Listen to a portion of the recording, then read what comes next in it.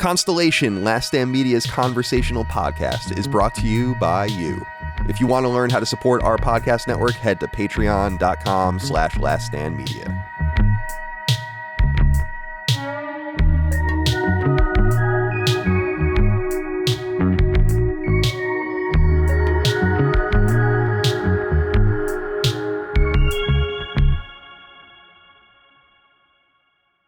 Hi guys, welcome back to Constellation, the most Isley cantina of conversational podcasts. I'll be your host for the evening, Dagan. We don't serve their kind Moriarty.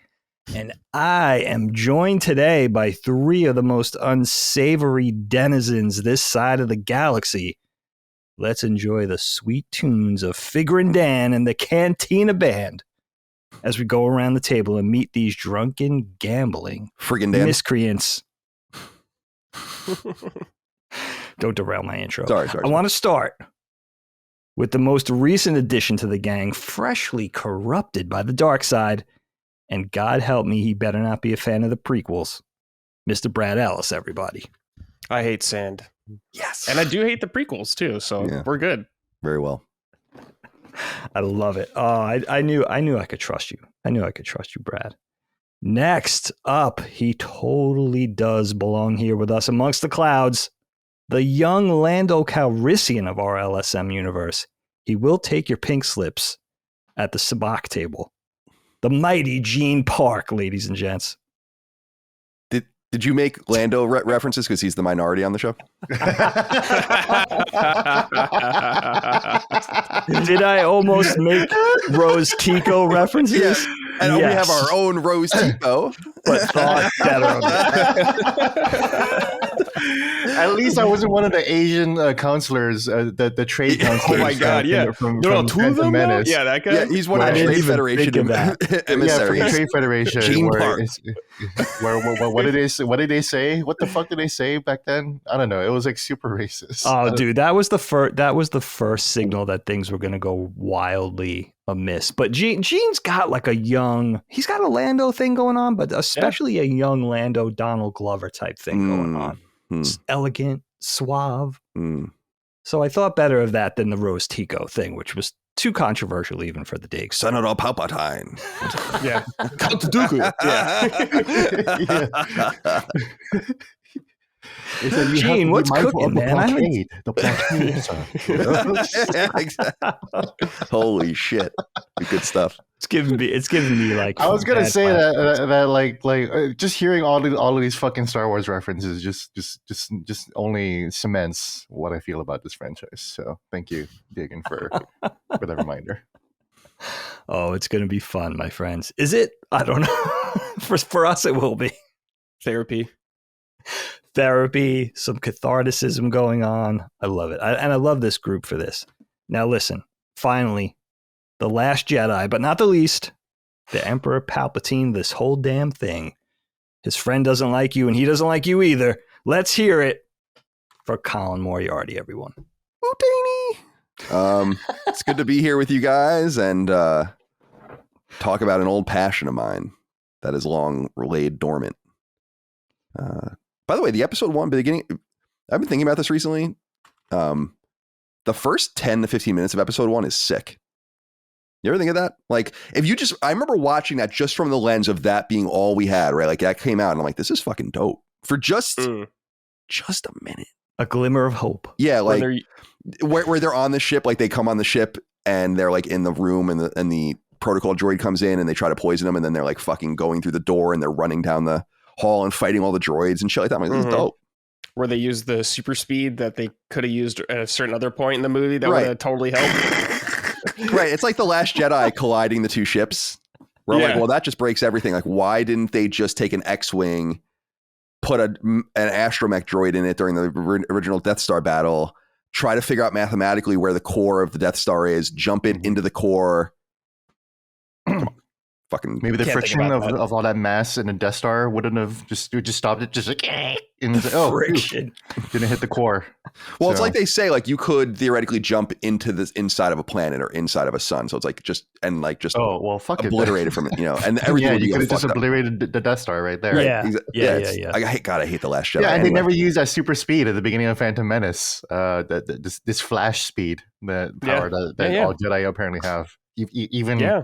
Even apprentices like Obi-Wan Could have helped Qui-Gon out. Yeah. Yeah, Oh, that's and then the Chinese Trade Federation. The famous quote is, Yeah. my lord, is that legal?" Yes. And Darth Sidious will say, "I will make it legal." By the way, quick shout out to Rick Ollie, who is the worst actor.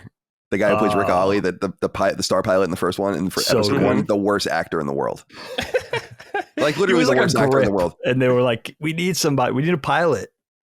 Came out from. It Reminds me, Dave, of that Red Letter Media thing where they make fun of one of the new Indiana Jones movies, and they have that line where Harrison Ford's like, part time. You know what I'm talking about? Part-time. Yes. And then they revealed that they actually had a better recording of it because it was in the trailer where he says it normally, and so they actively chose that clip of him saying it like shit that. like Part time. I frigging love shit. You know what's funny, man? Like I don't know what makes me think anime. Maybe it was the like Admiral Holdo purple hair thing, but the light speed attack was such an anime moment for the Star Wars films that I feel like it was almost inevitable. Like with the advent of anime coming in and becoming so popular before the sequel trilogy, I feel like that was a direct. You know what's funny about that too? It doesn't bother me. It does not bother me at all. I actually thought it was cool. I was like, all right, there was something cool going on. Yeah, that's the least of my problems with that. Least of movie. my worries. Yeah, it's the same here. It was shot beautifully, and it took my breath away when I saw it. I was like, So cool the way it was well vacuum executed. of sound. It was a well executed scene. It was. Yeah. Now, if you guys haven't figured it out, this is the long-awaited, I don't know, it's up to you guys, Star Wars episode of Constellation. And I've been looking forward to this. In fact, when Colin first brought this up months ago, I knew exactly. I went for a walk like right after we discussed it. And in that walk, in that hour time frame, I was like, I know exactly what I'm going to talk about on that episode. And I kind of took that hour and kind of worked it all out. Now, my topic will be a little later in the show. But now that all wings have reported in, we could get the space cruiser off the ground here for our quote unquote long-awaited Star Wars show. I think I want to start, if it's okay with you guys, with Gene, because he has, I think, theoretically the least controversial topic. And I think in some indirect way, Brad, Colin, and our topics are kind of linked or could be linked. I consider them linked. Sorry, that's a Patriot reference. That's not a reference to Star Wars. That wasn't even intentional. Dagan and I don't know if you guys know, Dagan and I are obsessed with the movie The Patriot. The audience knows, but I don't know if you guys know. And we quote it on a constant basis. That adds up. Yeah. That movie's cool, dude. Yeah, hell yeah. Yeah, that was a top, like first 25 knockback episode, right? Probably. We did that early. That's a classic. Yeah. Had to get it off our chest. I did enjoy it. I don't remember much of it though. Yeah, for some reason we just quote every That's aim small, miss small. Anyway, peak Mel Gibson. Mel Gibson eye dart. So, Gene, I want you to kick it off with your topic. Say what you want to say, and then kind of boot it to the next person in line. But I like your topic because it had me waxing nostalgic, but it's also a very contemporary topic. And I'll say no more for you to take it away, my friend. Yeah, I mean, my topic is, well, we are a video game podcast network, so why not talk a little bit about the Star Wars video games? The history of Star Wars in video games are pretty much like very, very linked together. Space Wars, of course, is and just Star, not non-pronoun Star Wars in general, not the proper noun, are just have been at the advent of video games at the very beginning. So when people watch Star Wars, I'm sure a lot of people thought, "Holy shit, this will make a great video game."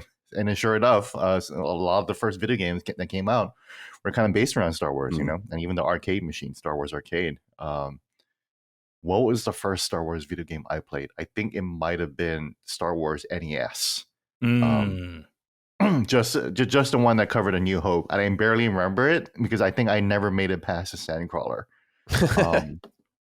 because they were really hard. It was so and then, hard. of course, the Super Nintendo Star Wars came out, the Super Star Wars trilogy, Super Right. Star Wars, Oh, Super yeah. Empire Strikes Back, and Super Return of the Jedi. I love those games. The only reason why I love those games is because I had the privilege and benefit of a game genie, and I was able to use codes to make the game fun and not aggravatingly frustrating, like it's Lion King, made by Sega. If you don't know, the Super Star Wars trilogy and the Super Nintendo are notoriously hard. They were famously broken apart by AVGN, the legendary angry video game nerd, and they are that hard. It was all true. You just couldn't get past the hostage in Empire Strike Back. But I really, really needed to, like. It's too bad that so many people didn't get to see like the lightsaber fights at the end of these games. You know, the lightsaber fight against Darth Vader at the end of Empire Strikes Back. Like, I was like, man, this shit is exactly like the movie. You know, he was saying things like all too easy and stuff. You know, on the Super Nintendo. You know, so that's like mind blowing when you hear audio voices on a Super Nintendo game. Hell yeah. So that was incredible, and then. You know, I never really played Shadows and Empire for the Nintendo 64, but that is one of the games that is part of the expanded universe. Rest in peace. Definitely. And I'm sure we all have a lot to say about the expanded universe. My theory is that Disney just killed the expanded universe because it was a great way to get rid of all the debt that they would have to pay for the licensing fees for all of these different books, all of these different comics, all of these different writers, all of these different storytellers, a huge, rich history and legacy of people that created for Star Wars, and they didn't want to use those fucking characters, so they don't have to pay for it. And because Disney likes to control everything, you know, Disney likes to control everything that might happen under their wing. You know, they want to be in, but you know, and David would know, right? But like, I had a friend who worked at Disney, and he just worked at the pizza port at Disneyland.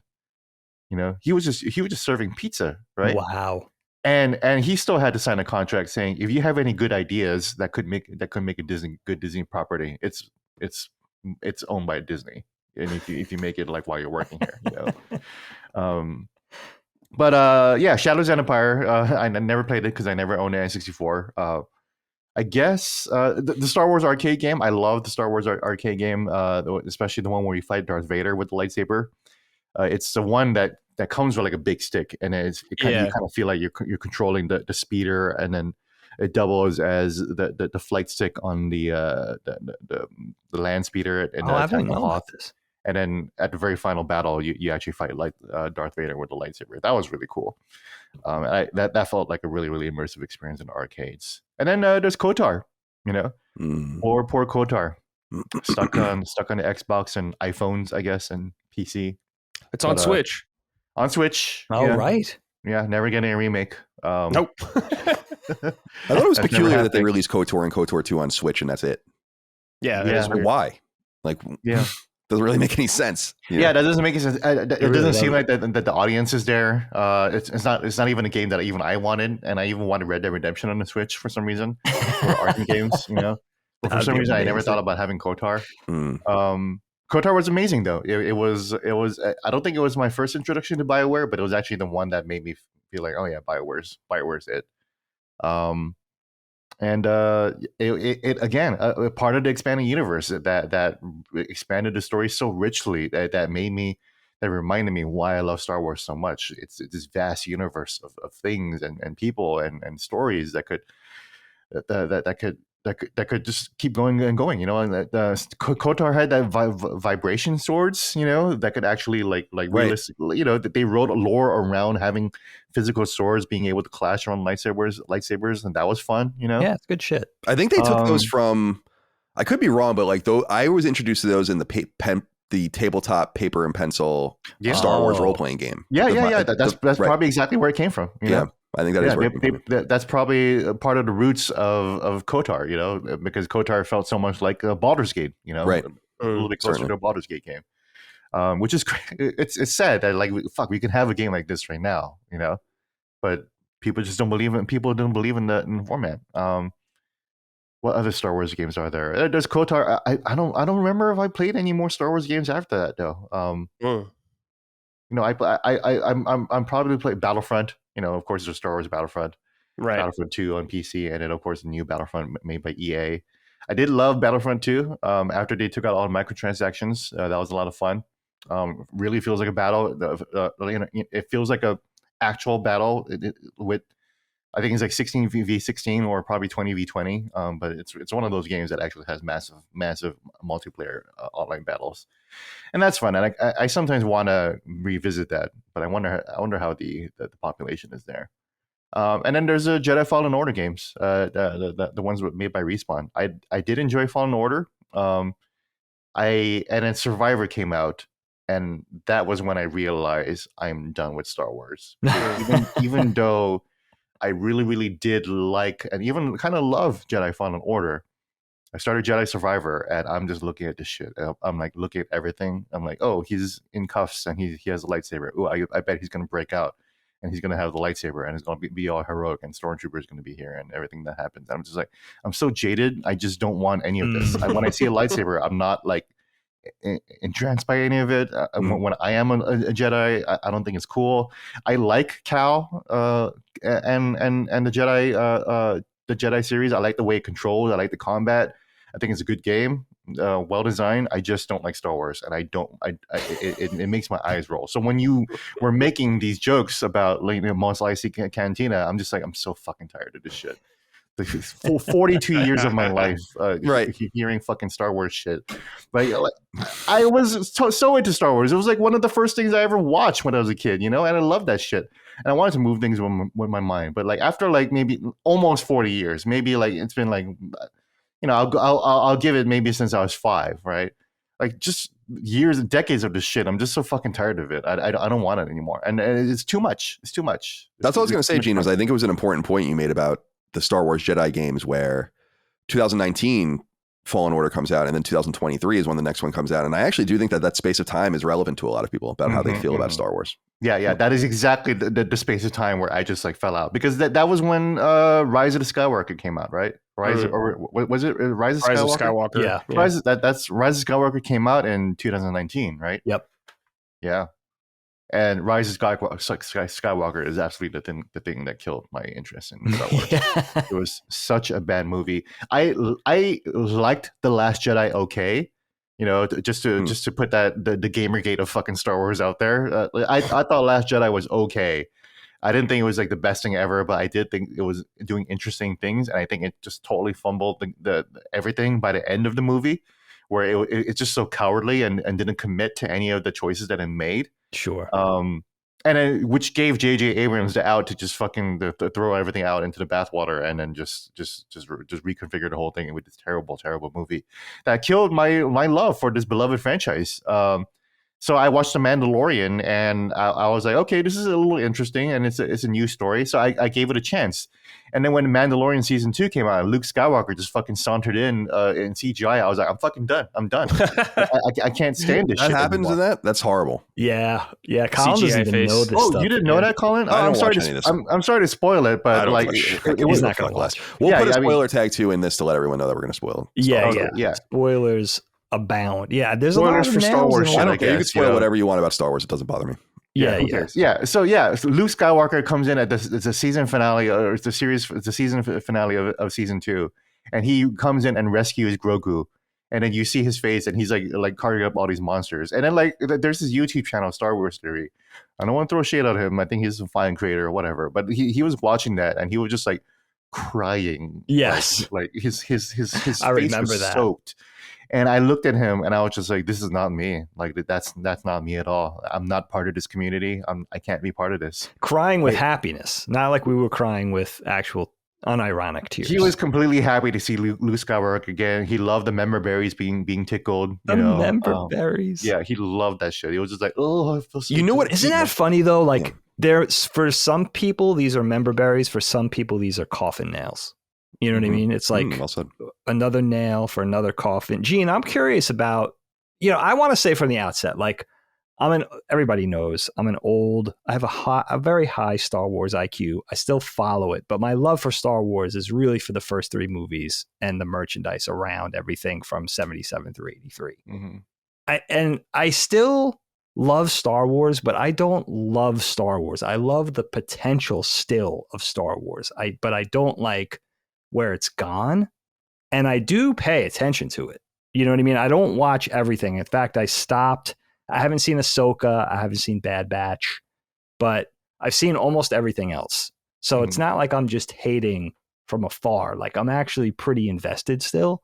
But I have to say, like, for me, I still love the potential of what Star Wars, I think Star Wars could be. But Gene, I wanted to ask you, because you're saying your sentiments about The Last Jedi. How did you feel when the sequel started with The Force Awakens? Because I don't know your perspective on that. I was incredibly excited. I was like, fucking Star Wars is back, baby. We're back.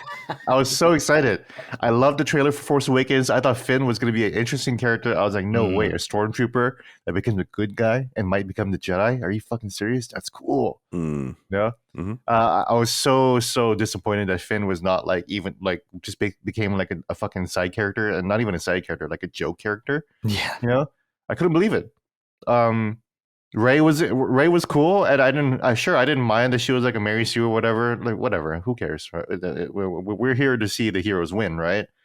But then she just, they totally fucked up her background story, But The Force Awakens, just to keep it on Force Awakens, I love The Force Awakens. I thought it was so cool. I thought, sure, okay, the first movie, repeat some of the beats. That's okay. It's been a while.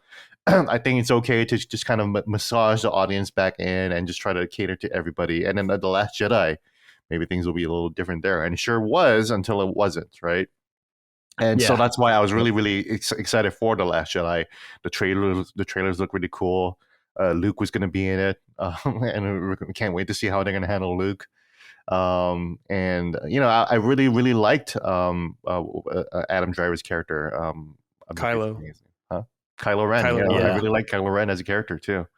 I like the three characters. They were good characters. They just really fucked them up, all three of them. But I was so excited for The Force Awakens. I was there like day one. I think it was the last time I was on a day one like midnight launch movie. I was at the Smithsonian Air and Space Museum. They had a midnight launch, and the Air and Space Museum likes to have space or Star Wars or flight related movies, and they have a beautiful IMAX theater. So I got to see it in the best possible resolution, and I had an amazing time. Loved it.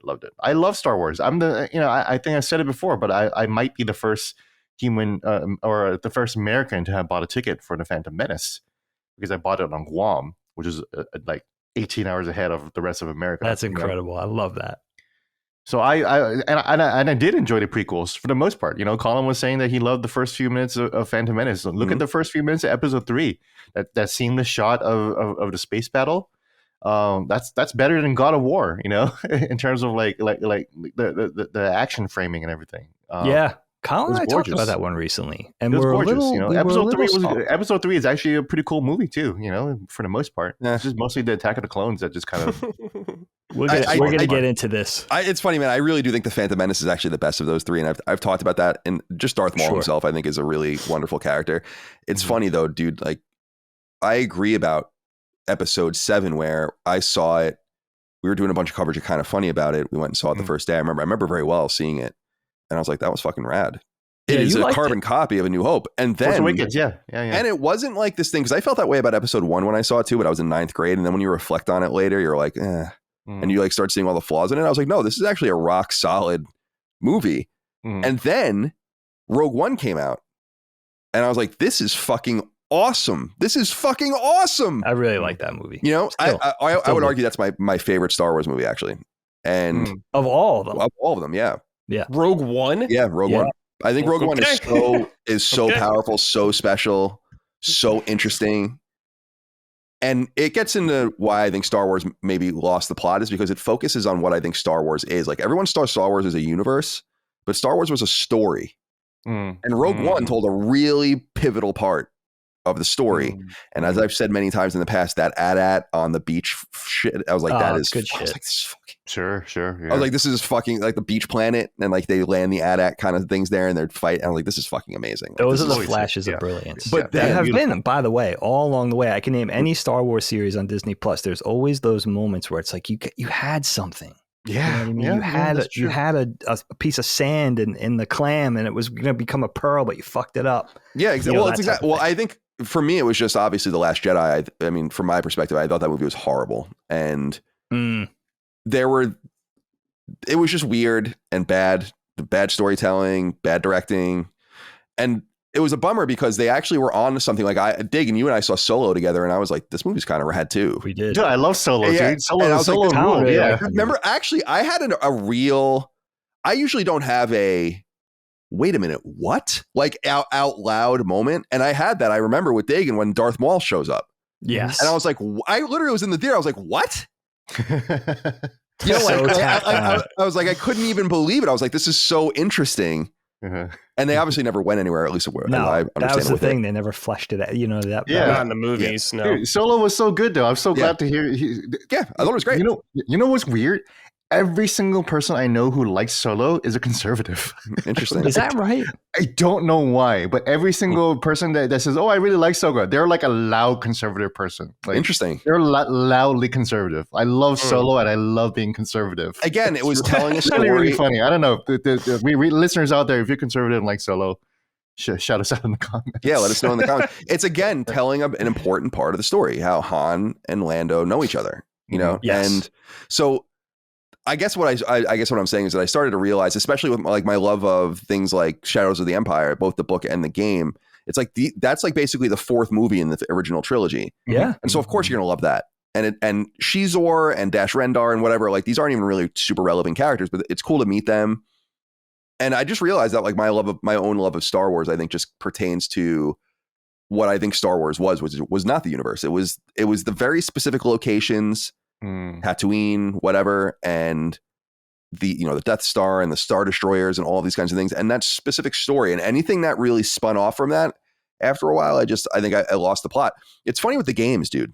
I didn't realize this. There's like a Famicom only Star Wars game. There is. That's right, yeah. That's Which the one where I'm not Vader familiar turns with. into a scorpion at the end, I think. Yeah. Oh, that's right. Yeah. Right. Right? Okay. Yeah, I'm not like I've never played that even in ROM form, obviously. But obviously there was Star Wars and Empire Strikes Back, but no Return of the Jedi, as I recall, on NES. And then, yeah, you said the Super Star Wars games, and Dagan and I had those games, and those games were really fucking hard. But they re-released them on Vita. I don't know if you guys remember NPS4. Yeah, they're on PSN. Yeah, and oh wow, and so I was messing around At with least them a the little first bit. one. I think I don't know about all I'm of them. pretty sure they all came, but I downloaded Super Star Wars. I could be wrong about that though. I think they're on the Switch too, probably. Yeah, But, I think they probably ultimately migrated over there as well. I thought it was unusual because I was playing it on Vita. And I was like, wow, there's a native Vita version of Super Star Wars. It's so weird. Yeah. A lot of that I think was due to Geo Corsi and those guys that were working on those games at the time at Sony. Oh wow. And That game had a spawning problem, right? Like Super Star Wars was just so difficult because the characters endlessly respawned. Yeah, it was so hard, dude. It was. I like hard 2D games actually quite a bit because I feel like I can manage them, and that game is really hard. But a couple of Star Wars games I wanted to shout out that I thought were interesting were you had brought up KOTOR, which obviously is seminal. Mm-hmm. I got to give a shout out to like some of the PC games though. A lot of Star Wars games. We had a PC since the early 90s, but I wasn't really playing games on it very much. And in the mid 90s is when I really started to get attracted to it. And there was this 5-pack that was for sale, like Circuit City or something. And it was X-Wing, it was X-Wing, TIE Fighter, Dark Forces, yeah. Rogue Squadron, maybe, and Rebel Assault or something like that. Yeah. And I bought it and I was like, whoa. Especially Dark Forces. Like, I absolutely fucking love that game. And that game actually was just re-released. I don't know if you saw that like a couple of months ago on modern consoles. By Night Dive Studios. And Night Dive is owned by Atari now, I think. Atari, oh, wow. And so I wanted to give a shout out to a couple of those games because I thought that some of those games were really, really good and they were mysterious to me because I was such a console person. This was when I was in middle school. Like, wow, That's there's X-Wing. Yeah. Like to the point where I'm like, I don't even really understand how to play some of this stuff, and you have to like look up old primitive game facts to try to figure it out. And another game, a Star Wars game that sticks in my mind, and it is not very good, but I had it on CD-ROM and I loved it, was Yoda Stories. And it does come up every once in a while. Do you guys remember this game? I've never played it, but I've seen it. Yoda Stories was like a procedurally generated kind of puzzle adventure game where, and it was pretty dope. Like, I don't know why I bought really it or play this. I don't know this game. That was like a random PC game I had. And then the original Force Unleashed was pretty cool as well. That's right. But I really think by this point, you're starting to get, I think, kind of inundated with stuff. And I kind of start losing the plot in some way. Like, I know that there's some, I think they were kind of Nintendo centric, at least the first few. Like, there were some Clone Wars games that I never played. There's like there's like the some of the MMOs and wasn't there a real-time strategy game, Empires or something? Yeah, there was that? RTS games. Yeah. Episode 1 Racer was a pretty iconic N64 game, which was actually pretty good. Yeah, it was good. Yeah, I remember that too. Yeah. So yeah, Jedi Knight Jedi was out there as well. Oh yeah, Jedi Outcast Academy. Coolest lightsaber fighting. You use your mouse multiplayer, dude. Or even your right stick. Very, very cool. Yeah, so much fun. So yeah, I mean, just throwing those out there. That's about it. That's what I'm thinking of with. Yeah, you named a bunch that I missed that I also played too. But yeah, there's a lot. There's rich history in PC too. You LucasArts, dude. You know? This whole conversation is kind of making me want to play those games now. Actually, dude, I want. Yeah. It's just I'm so inundated with shit to play. Like Helldivers and Final Fantasy VII Rebirth just erased a combined 3 months of the calendar. I think for me. So it's like, damn, Dark Forces just came out. It's like $20 or something like that. I'm like, damn, I love Dark Forces. Just came out. But it's like there's all this other stuff. I just don't know that I should be doing that. You know. And by the way, no one brought it up. And Dave, you might be the only one old enough to have really played it in the arcade at the time. Was the Star Wars arcade game? I mean, that's an iconic. The Vector was it 1981? Probably 81, 82. Yep. I mean, that's an iconic game. That's before my time, actually. Yeah, that's the one. Yeah, where you're the pilot, right? Yeah, you do the TIE fighter run. It was an early vector graphics game. Your first person point of view. Yeah, vector, right?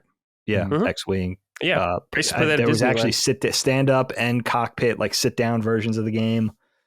Yeah, absolutely iconic. I mean, I have a little bit to say about the video game things, but I really want to and I'll bring up I'm happy to bring up the rear with it. But Brad, I want to talk to you about Star Wars games because there's so many. Yeah, and I have a feeling you're deeply. I love that. I love Star Wars games as being like this appendage to the franchise all along the way. There's so much to talk about, and even like Lego Star Wars, that's a whole nother thing. Oh God! Oh my God! Yeah, Lego Star Wars, dude. Like I totally forgot about that. But I love Lego Star Wars, and but the recent package, the one that has everything, right? Skywalker Saga. Yeah, the Skywalker Saga or whatever. It has all 9 movies or whatever. Yeah, I only beat 2 of the game. I only beat 2 of the movies, and I'm like, I've gotten enough value out of this. Yeah, I was like, I'm fucking done. I don't want this shit anymore in my fucking life, man. Yeah, I know, seriously. How many times do I have to see Bosk and IG-88 before I want to fucking eat a gun barrel? I can't take it. Exactly. How many fucking times are we going to joke about the super speed of the Phantom Menace too? Like they also have that joke in Lego Star Wars. I'm like, fuck, I'm 40. I'm 40 years old. Why am I playing Lego Star Wars? I'm done. I can't do this. They pull me back in. Brad, take it away, man. Talk to me about Star Wars games. Yeah, I've played many Star Wars games. The only ones, like the most noble ones I haven't played are KOTOR and KOTOR 2. I have not played them. I didn't have an Xbox, so I missed the boat on those, but I will play them someday. The Star Wars Jedi games, the recent ones, those are actually really good. Jedi Survivor was one of my favorite games last year. They're fucking really good games. Really good. So don't sleep on them. Like you guys, I played Super Star Wars a lot. I vividly remember taking a very long time to beat Super Star Wars on Super Nintendo. That's hard, dude. It was a hard ass game, dude. But dude, when you get to do like the trench run at the end and it's first person, man, is it cool when you do that. It was all worth it for that, but it was hard as fuck. Didn't JVC publish those games? Isn't that weird? I don't know. Weren't they the publishers of that? Pretty sure. Anyway, go ahead. Shadows of the Empire. Absolutely adored that game. I beat that game so many times, man. Dash Rendar, awesome character. Wish he came back in some way. He was what so was cool, his ship? dude. The Outrider, right? Yeah. Oh, good call. That was a good ship. Good ship design. Yeah, man. The last, which was dope. Last level, you get to fly it like in the space battle and blow up the thing. Oh, it's so good, man. But yeah, Star Wars games I've played like a lot. I've missed a lot of the older PC ones until later because I didn't have a PC that I could play stuff on until much later. But Dark Forces was sick. Jedi Outcast and all those stuff games are really cool. But to me, Star Wars games are just like the movies and the shows, hit or miss. there's all stuff I really like, but stuff I really don't like. Like I don't have any fond memories of like the prequel games really. Like Power Battle is okay, but like the movie tie-in games, like no, I'm not doing any of that stuff. Like And Bounty Hunter. There were a lot of those. Jedi Power Battles was so sick though. Yeah. Yeah. I mean, there's Star Wars games forever. They've been shooting those things out like crazy. Force Unleashed I thought was okay. The tech was cool, but everything else was kind of And Force Unleashed 2 is a fucking garbage fire, dude. That game sucks ass. One of the worst games I've played in a long time. It's it's like 3 hours long too. It's Yeah. like super short. I played the Knights of the Republic MMO for a while too. Played an Imperial Agent, which was pretty cool, dude. Loved playing the Imperial Agent. That game was pretty cool at the time, but Old Republic, yeah, that's right. Yeah, the Old Republic. Star Wars has a whole MMO too. Jesus Christ! No, they've had multiple MMOs. Yeah. There was Galaxies. I missed all the Galaxies. Galaxies, right? World of Warcraft killed that, just like every other MMO. So, but I heard that game was awesome. A lot of people loved it. But yeah, I don't know. My relationship with Star Wars is weird because I'm at such an acceptance phase where I'm just like, not everything's gonna be for me, and I just look for small little glimmers of hope for me. If something's bad, dude, it's just like, another day at the office. It's like, okay, whatever. Who gives a shit? There'll be 900 more things like that, so it doesn't really bother me that much. But I keep an eye out for cool things every now and then because, like, I've seen all the Disney Plus series, like Rebels and Clone Wars. I've seen all of those. I've seen most of the live action shows. I think I've seen all of them. Andor, I saw Ahsoka and all that stuff, which is cool because some of that stuff ties into the old Disney Plus things, which are good. Right. Like Rebels is good. Clone Wars is good later on. It gets good. So all that stuff's nice, but yeah, Star Wars peaks and valleys for me. And it's been like that for a long time. Rebels is good. I stopped when I noticed that the Inquisitors were using their lightsabers as helicopter blades. Oh, yeah. Yes. Yeah, that was... Yeah. Gene, I was into that because Star Wars is so fucking dumb already. I was like, yeah, why not?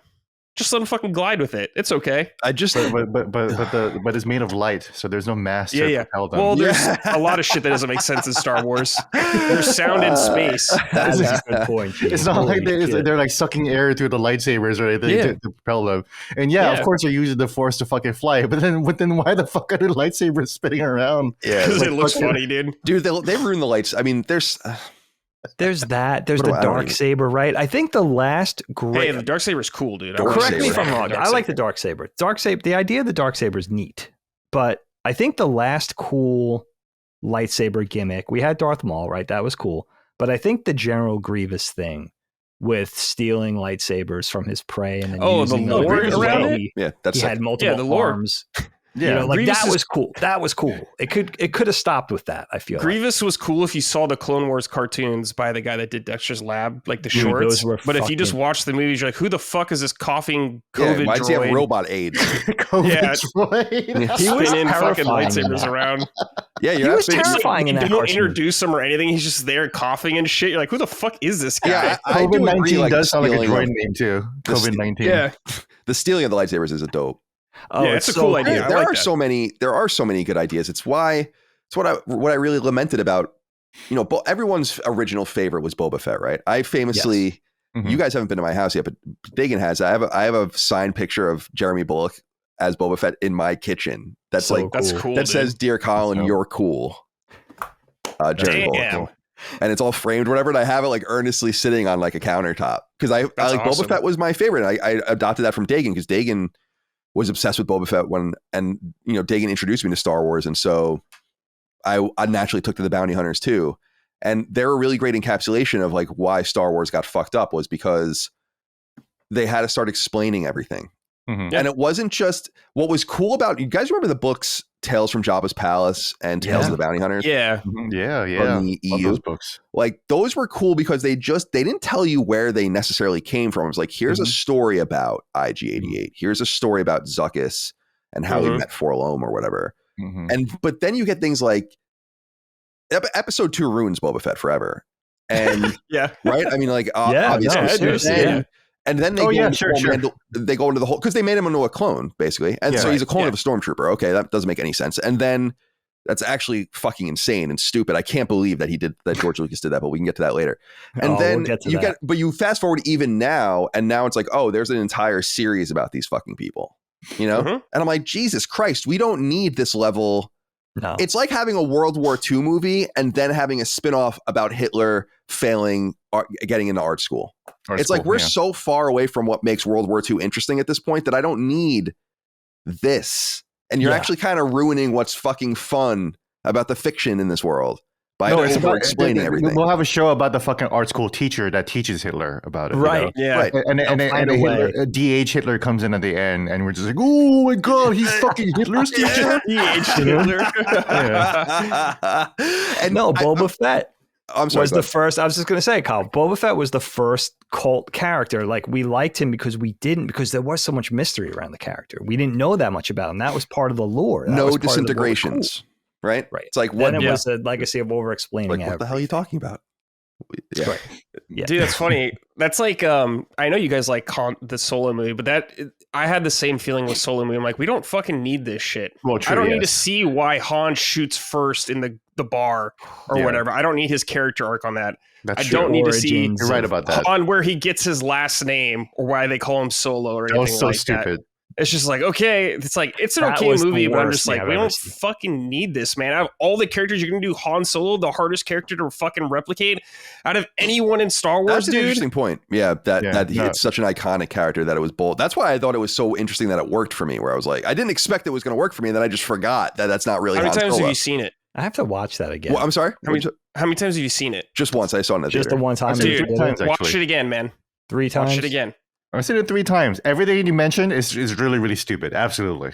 Yeah. Absolutely. Yeah, The name I should go origin back thing and- is and unforgivable. I I don't remember the movie by And and it- large, but the name thing I Fucking remember being Lando's like radicalist, feminist bot or whatever. Yeah, his dude. little It's helper. just Oh, yeah. like, the fuck's happening, man? What The is voice this? by, Maybe I should go what's back and her name? reassess it. Go ahead. Actually, Dave, wasn't Solo... Was that the spawning of Knockback? When we saw No, that... that's what I wanted to say. Yeah. Our last Jedi conversation was the flashpoint of Knockback. Oh, okay. Mm. We might have done it as a did we Fireside do chat. it as a fireside chat? Yeah, which is not And then that for, was- for new listeners, this is not a podcast that exists anymore. Right. It was also a We're very going back famous to that. FDR series of speeches, so don't search Yes. for fireside chats because you're never going to find ours. Mm-hmm. Now listen, do you guys remember you guys are younger than me. Everybody is some degree younger than me, but my very first Star Wars game was The Empire Strikes Back for the Atari 2600. Do you guys remember Ooh. that game? Yes. I've only seen screenshots of it. I never played it. Yeah, I've never played them. I think I played it. I think you're right. I think that might have been my first Star Wars game because that's when you actually have to bring down the Adwalkers in Hoth. Yeah, right? it's the Hoth battle, Snowspeeder versus the AT-ATs. Had a lot of potential. Mhm. Very, very frustrating. I remember the game. I remember my first experience with a Star Wars game, and I hated it. It was like, oh man, how can this movie be so good and this game be so bad? But the AT-AT, you had to shoot it, I guess, in the neck where the neck met the body, and it was like literally a flashing pixel that you had to hit with your hard to control Snowspeeder. It was very frustrating, and it just randomly looped. There was it never really culminated in any kind of victory or end screen or anything. But I looked it up on eBay to see, like, oh, let me see what this game's going for. What do you guys think of this price? I'm not sure what to think. Mint, sealed, still in package, Mhm. highly graded, like AA, $4,000. What do you think of that? No way, dude. Too That's a high? shitty video game? No That's- way. That's for the 2600 game, just because I feel like 2600 games haven't retained any real value compared to No, for some reason they really, I guess because they produce so. But look at like a Mint, like what does everybody talk about in the NES era? The Mint in box, first generation Did you see- sealed. Dave, Super did you see Mario those Brothers. games that were just sold in the NES world like a few weeks Yeah. ago? That like Yeah, just yeah. came out of nowhere. Do you guys know No. there was like apparently like someone in Texas like discovered like a shit ton of just sealed NES games Yeah. and Whoa. started selling them on eBay.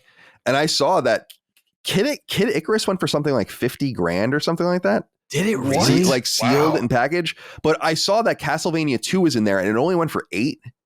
And I was like, 8,000? I don't know, dude. Like that seems like a pretty good price for That game's a little sealed later Castlevania though, than a 2, black box commensurate to what the others were going for, because the others were going for like I think there was other first party stuff in there, and it was going for many tens of thousands of dollars, so not 100,000. I think one of them or more went for. So It was like, people were really up in arms. so I about saw that Castlevania because 2 on the list. And I was like, why is Castlevania 2 being so disrespected here? You know, it came later. It came a little later. It wasn't a black box game. Yeah, it that's was true. like a second or third generation 8-bit, right? I'm not sure. I was wondering about that because I'm very nostalgic about Atari 2600 Empire. Was that a Parker Brothers game? Yeah, it was. That That was a Parker Brothers game. Right? That had to be a Parker Brothers joint. That was my very first game. And then, of course, you guys talked about the Vector Star Wars arcade game. There was another arcade game that I was wild about when I was a kid. I guess I was about 9 when it came out. And I don't know if you guys remember this one because it's a deeper cut, but it's the Return of the Jedi arcade game made by Atari. It was sort of an isometric action game, difficult, but there was 2 main stages. There was the Endor speeder bike chase, where you get to pilot the speeder bike through the woods, and then there was an Millennium Falcon trench run. Again, isometric, kind of weird, but really kind of cool, cartoony graphics, very difficult. And there was an actual stand-up and for some reason a sit-down version of this. I remember playing it in Chuck E. Cheese when I was a kid. And that was when, I guess between that and the Vector Star Wars arcade game, the iconic one that I think was re-released as a home version, right? Relatively recently. Those 2 arcade games were great. But you know what's funny? Shadows of the Empire, I remember that being the first thing in Star Wars that I really got interested in because the story of Shadows, right? If you were an original Star Wars fan, that's like episode, 5.5? Because it's the events between Empire and Return of the Jedi. Yeah, it was our Rogue One before Rogue One existed. That's That's a great point, Gene. Yeah, it was how Leia got the armor and all that kind of stuff. It was super awesome. So good, dude. And when I hated the N64 when it came out, but I remember the last Star Wars game that I spent meaningful time with was Shadows on the N64 because I loved Shadows of the Empire so much. And you know what? I wanted to ask you guys this too. I'm wildly aware of all the modern Star Wars games that look amazing. All the BioWare stuff, all the Respawn, EA stuff, all the Lego Star Wars stuff. Largely just for no reason, just never really engaged with them. But there was one game I started to spend time with on the GameCube. And I don't remember if it was Rogue Squadron or X-Wing. Do you guys remember which one? It was Rogue Squadron. X-Wing's a PC game. Yeah. And it might have been with you, Kyle, because I spent a lot of my GameCube time with you. Yeah, Rogue Squadron, the first Rogue Squadron is an N64 game, and then the second 2 are GameCube games. Okay. And yeah, I had all 3 of them, so you definitely would have played them with me. And that was the last time. Because all these games, what just came out? It's a Star Wars Outlaws that came out? That's not out yet. It's about to come out-ish. So there's everything between Outlaws and I would say like Survivor was like the last big one. Survivor was 2020. Yeah, that was 2023. Right? There was a spaceship one that just came out, right? By EA. What was Squadrons? Squadrons, yeah. Yo, that game was cool. I played it in PSVR. It was awesome. Oh, that sounds fun. Pretty good game. Good game. But I'd like to jump in. Despite the fact that it was such a good game, it was a really, really good game, actually. Right? Really great experience. Excellently made. It's everything you can want in Star Wars Squadron game. And I didn't like it because it was Star Wars. You're so jaded. That's how fucked I am on the Star Wars franchise, is that I can't even enjoy like a really, really well made and immersive spaceship game. You know, like, totally. Like if I reviewed it, I'd give it an 8 or 9 out of 10. But you know, I just couldn't play it because I don't want to be in this fucking universe. You know. I'm somewhere between Gene and Brad. I remember Brad, like in my mid 30s ish, like around your age is when I started to cool off. I think the trauma of the prequels for me lasted about the larger part of 10, like a decade. And then I started to cool off and kind of adopt that philosophy too of like, okay, some of this is for me. I'm aging. Some of it's for a younger generation. I have everything, especially I'm 50. So, and everything's inextricably connected to the 70s. Right. Even Return of the Jedi feels 70s to me, even though it has nothing to do with the 70s. And I wonder how much of that is unfair and stuff like that. But and we'll get into this in the ensuing conversations after we finish talking about the video game stuff. But it is funny how you kind of ride this wave of emotions as an OG Star Wars fan, you know, where it's just like you kind of sometimes you feel a little more accepting and sometimes the anger just takes hold. And it's like, what? Because you realize the potential. It's completely taking hold. Like it's almost no out for me, sadly. It's I mean, Colin is too. I just feel like it's ruined in the sense that they just made a few very specific moves that pissed me off so badly that it really the erasing the EU is really that really hurt me in some sense, because it's You like mean Legends? Me too. right, yeah, exactly. Because I seriously read probably every one of those books like that came out, and they not only Shadows of the Empire and the big ones like Jedi and all those, like, and the early ones from the late 80s and early 90s that were really, really popular, but right into like the Han Solo trilogy and all the random stuff from the late 90s and into the prequels, where I kind of stopped. I didn't read any of the prequel books or anything like that. I just feel like they showed so much disrespect to people's time, energy, and like bandwidth. And I know it's like people be like, why does it matter? It's like, well, because they kind of made all of this investment into fan fiction, and they want to do it not because they thought it was bad, because it fucking wasn't. It was awesome. There was Han Solo's entire family was constructed. He had like twins and all that. It was super cool. And instead they're like, no, we just want to rewrite it again so we can milk it in our own way. And it's like, fuck you guys. How could you like, and if you wanted to do that, why wouldn't you do that to the prequels? That was the other side of it. Is like, but you're going to leave the prequels. No one was complaining about the books.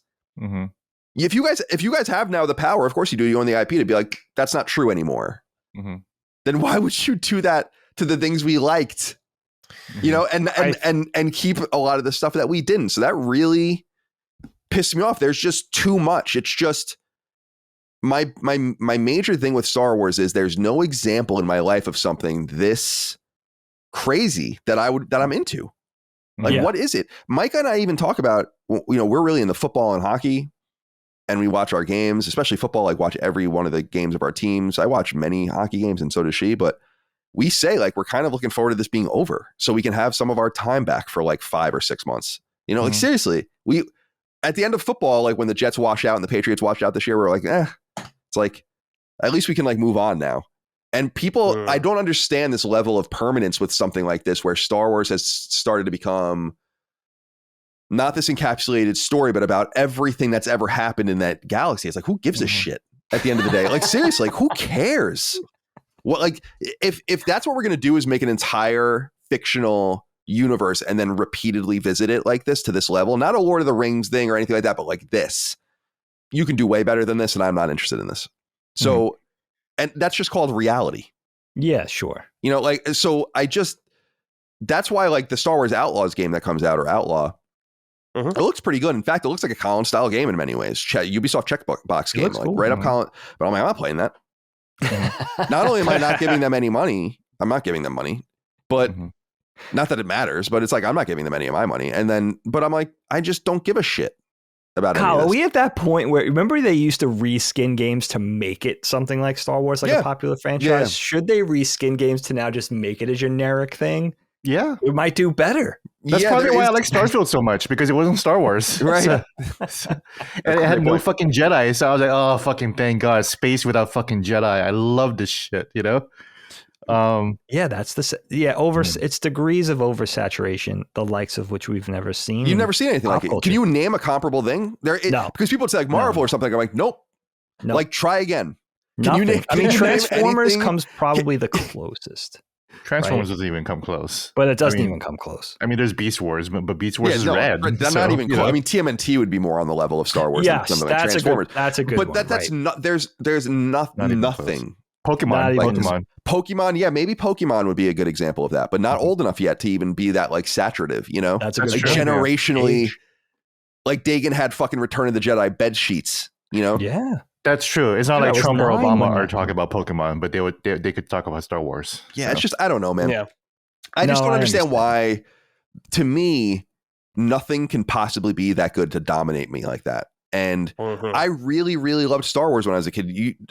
I've said it before. I have every Star Wars action figure between 1995 and 2001. Every vehicle. I read every book and own them. They're on my bookshelf out there from 1988 or 89 to 99, 2000. I was up this fucking universe's ass, and it seemed way quaint. We would get a new book every few months, maybe 2 or 3 books a year. A little bit more towards the end. You'd get maybe a random video game. Half of them sucked. We ignored some of the ones that were weird, like Terras Kasi was horrible. Which was referenced in the Solo movie. Yes. Oh, is Yes. that right? Yeah, yeah. Yep. What's her face actually does Terrace Kasi, and then one of Kira, I think her name is. yeah, Kira, one of the right. characters said, "Oh my god, Terrace Kasi!" And I was like, "What the?" I screamed in the theater. I was like, "What the fuck? Terrace Kasi is canon, Yeah. but not Darth Revan? Yeah. Darth. Hey, What he's the fuck are kind we of canon doing?" now. He's kind of canon now. Is that And, right? And Yeah. then Wait, Darth and Revan? there was other They ones like made him remember canon? like everyone was trying to do card destruction stuff. So there was Demolition, which I think I played Yes. on Dreamcast. Yeah, there's that and like PS1. So I don't know. To me, it's not uniquely about Star Wars anymore. That's what I think maybe is lost on some of the people that think I'm a Star Wars hater. It's like, no, this is like when the History Channel started just showing Nazi stuff, right? It's Yeah. like, can I get anything other than the Hitler Channel? Like, it's supposed to be like, we're supposed to have like more creativity, more interest. I want to just explore more things. I think you could have an IP where you get like a new movie a year, or a new show a year, or a new game a year, or something like that. But it doesn't have to be everything, because you're not that interesting. And the mystery's gone to me now. And The mystery is gone. It's like it's Baskin Robbins, right? You look in and you go in the case, and there's those big round containers of ice cream, and they're just all vanilla. You know, it's just all vanilla. There's something so charming, Kyle, about the period you came up in from the mid 80s through the later mid 90s, that fallow period of actual Star Wars, definitely. where you were just left, you and everybody else you're just left wanting. So it's a period of hope, and it's a period where there's still mystique, and there's still, you know, it's not oversaturated. You're still in that period of loving it and wanting more. And now we're in the exact opposite period, where it's like it's too much. And I think you know what also hurts, that I don't hear this argument a lot, is that I think there are a contingent of Star Wars fans, it must be a large portion of Star Wars fans, that either do actually genuinely love everything, or they act like they love everything. Mm-hmm. So it's like Disney has this mindset of like, as long as we create Star Wars, it doesn't matter what it is, what the quality is, what the tone is, nothing has to connect. It's just more Star Wars. It's a force feeding, right? It's a glut. It's fucking ridiculous. I mean, that's the thing with Disney, is like, I've never seen a company manipulate straight up adult people more than Disney. Like, I don't get it. I don't find the charm in any of it. Like, or are they manipulating themselves? I don't know. Maybe it's just like, aren't you? I don't. Why do you want to just be a fan of one IP or one license, like being dominated by it in such a sense? I'm just more curious than that, I guess. And there's such a financial, Disney is so blatant that I can't respect it. Everyone wants to make money. Every business exists to make money. Every person wants to make money. There's nothing wrong with that. It's just, where's the respect for any of it? Where, like, why, how could you take Star Wars and do this to it? Which gets more into my topic later, but it's like, I just can't believe how excited I was for them to get their hands on it, and how awful I feel now about it. Yeah. I was actually kind of excited too, because this was before we realized what Disney was actually going to do with like Marvel and Star Wars, right? Which is just fucking cram our throats with it, you know? It's true. How much? It's funny. Well, I mean, maybe Brad. I'm interested in, because Brad, you're more up to date with Star Wars shit, right? Yeah. My issue with Star Wars stuff is that, like, I feel like all the archetypes are just being recycled over and over again. So like, we can't really like have like new types of characters. So like, when I look at Star Wars Outlaws, right? Yeah, she's a woman, right? And she's got curly hair like Ripley, but like, she's gonna be the archetype of like a scoundrel woman. Yeah, she'll be Han Solo. Yeah, she'll just be Han Solo but female, you know? So that's, it just feels like we're just getting remixes of like, you know, Han Solo but female, or Han Solo but like this person, or Han Solo but an alien, or like, oh, they're but Luke but like this one, but like, oh, she's like Ahsoka now, you know? Like, oh, it's a little bit of Luke and Anakin or something like that, but it's just a remixes of like the same archetypes. I love calling it remixes, Gene. That's exactly what it feels like. A lot of it is. Dude, it's funny you guys saying with Disney, how could they do this to Star Wars? It's like, that's how I fucking feel about Lucas, man. And that'll tie into my topic later. Oh, we're going to get into this, my friend. How the fuck could you do this to Star Wars, man? I look at the prequels, like, what the fuck are you doing, man? Dude. What are you doing, man? Do you not know? You don't understand why people like your movies. You just don't fucking get it. Dagan and I always talk about that amazing shot of, it was like Rick McCullough, right? After they screened episode 1 for the first time, and then they see it, and you see everyone's faces when the lights go on. Do you guys know what I'm talking? It's like Red Letter Yeah. Media uses that shot all the time, and people circulate it. It's so funny. They're just gutted, visibly gutted, they're but like- not saying anything. Like look like the spirit has been drawn out of them, and like can't they believe just it. know. It's so good. Well, listen, we're going to get into all this. Gene, are you comfortable sunsetting? Absolutely. Let's move on. I'm Video eager game. to dig Okay. into the other topics too. I loved it. That was as optimistic as because it's gonna ultimately get. we're just talking about all the topics at the same time. Right, that's right. Yeah, Right. we are. Yeah, we didn't have to have topics. I mean, I just like to keep it structured in some way. You know? Yeah. But at least we talk about some games and we reminisce about them. And honestly, it did remind me of like how much I had fun playing these games. You know, Colin remembering that 5-pack. Mhm. I'm like, man, Mhm. dude, that was such a deal. I remember coming home with that 5-pack. I'm like, it was like Orange Box before Orange Box Right. No, that's exactly right. Yeah. Or Halo Master Chief Collection before it existed. I was like, look at this. Or Super Mario All-Stars. It was like Super Mario All-Stars for Star Right. Wars. Mhm. So sick. So Yeah, I around the same think I time. might actually just check out Jedi Survivor again, you know, because I did like the game. I like the game. I just need to get over to my Star Wars stuff. Yeah, I mean, I think there's nothing wrong with wanting to take a break from Star Wars. You know, sometimes Yeah. you just need a long break. You know, Yeah. because there is so much fucking of it. It's Yeah. just, it's like obscene how much there is. Yeah. But Honestly, before we move on, I'm fucking. I never thought I would say this in my entire life. I'm actually a little bit tired of Spider-Man too. You know, Oh, that's another one. I'm a little Mhm. tired of Spider-Man. I can see that. If Insomniac takes like 10 years to make the next Spider-Man game, I'll be like, you know what? That's okay. I'm good. Yeah. I think I'm Spider-Man's another one, Gene. You know what? Spider-Verse. Spider-Verse. I Spider-Verse. want to see Spider-Verse 3, but if they take another Yeah. year to make it, that's okay. That's fine. Yeah. I'm okay. Yeah, Spider-Verse is keeping Spider-Man, I think, appealing. But yeah, I could see Spider-Man's another one. Like TMNT is another great point you guys came up with, like of oversaturated things. But it's You know true, what, they don't TMNT even too. Yeah, approach. it's kind Star of a Wars. lot of weird TMNT these days. You know, dude, it's a little TMNT weird. lot. refuses to die. It just keeps coming It's back, true. man. We just got a new game last week. You know, Yeah. I love TMNT. I'm not gonna play that. You know, like it's crazy. You know. I like the new movie. I like Mutant Mayhem. I like Last Ronin. I think Last Ronin's really cool. That Last Ronin should definitely go unspoiled for people. Like you should really invest yourself in those books totally. and see. I got it spoiled already. Oh, you That did? sucks. Yeah. That sucks. Oh, It's still a good that's- story. It's okay. It's not a huge deal. I It's had not it a big deal. I had it spoiled for me too, and then I spoiled it on Sacred Symbols, and we. That's No, you where I didn't. got it spoiled from Colin. Was how from did you. but didn't we edit it? I don't know, Did it- I but thought we- it was very obvious by the way you said it who Oh. it was. I think Yeah. Oh yeah, it's very easy to lip read like who the last. gotta one be is. one But of I but the at the didn't- same I- time, it's just like, well, big surprise. I yeah, guess. Like, whatever. well, I was just also because I just knew who it was first. I have no idea how I knew that. Yeah, like- how'd you know? and then so someone said that, I'm like, oh, it's yeah, like just very casually. Like I didn't know it was even a big deal. Like yeah. It's not a big deal. I just thought it was funny. Oh, see, I think that's one of the great pop cult, like contemporary in the last 10 years, pop culture things that came out, like mysteries that you should just go in. If you have any interest in TMNT at all, you should go in and find out for yourself. Cause it's like a Yeah. 1 out of 4 chance. it's Right? April O'Neil.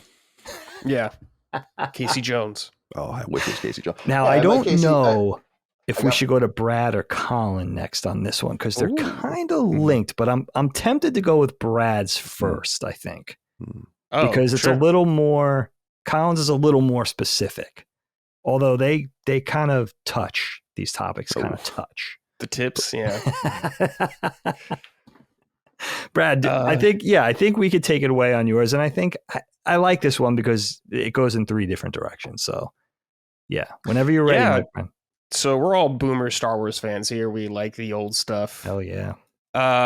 Like you guys, the original trilogy, very special place in my heart. Adore those movies. Then we got the special editions, whatever in the 90s, I think it was, that we first got in those. What they added like new scenes in, Yeah. new Yeah, graphics. it was 97. It was the 97. spring some of 97. changes. And it was cool for me to see those movies on like the movie screen because I grew up watching them on TV because I was too young. Mhm. So it was really fun to see those. And at the time, some of the tech was really cool to see. But it was just one of those things where George just couldn't fucking leave it alone, dude. He didn't understand why people like Star Wars. The most offensive thing to me is I cannot legally get the original movie cuts on Mhm. anything modern. I Mhm. cannot buy them. I cannot get them anywhere. I'd have to pirate them or I'd have to get out my old VHSs or maybe a DVD. Ridiculous. Mhm. if they let their theatrical cuts stand along with the special editions, I would have no problems. Be totally fine if I could just watch the original cuts. However, George just kept fucking tweaking them. The biggest offense, and obviously the most famous one, is Han not shooting first. Oh my god. Then like there's like 5 versions of that scene, I think, by the way, of like small edits and tweaks. Like, if listeners, if you've not seen these, dude, you have to look at the CG. They fucking CG'd, moved Han's head, the head out jerk. of the way from a ship. Dude, it looks so fucking bad. So they did like bad. 4 versions of that too, by the way. It's like, what are you fucking doing? Do you not understand Han Solo, the character you made? It's like, is he on fucking drugs, dude? I don't understand what's wrong with George. He's a fucking moron. I don't get it, dude.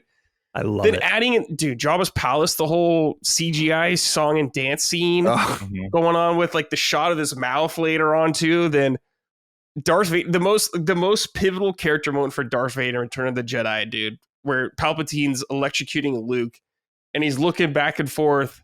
Then they add in him going, no, when he picks up fucking Palpatine. It's like, what are you fucking doing? The audience can understand the turmoil Darth Vader's going through, dude.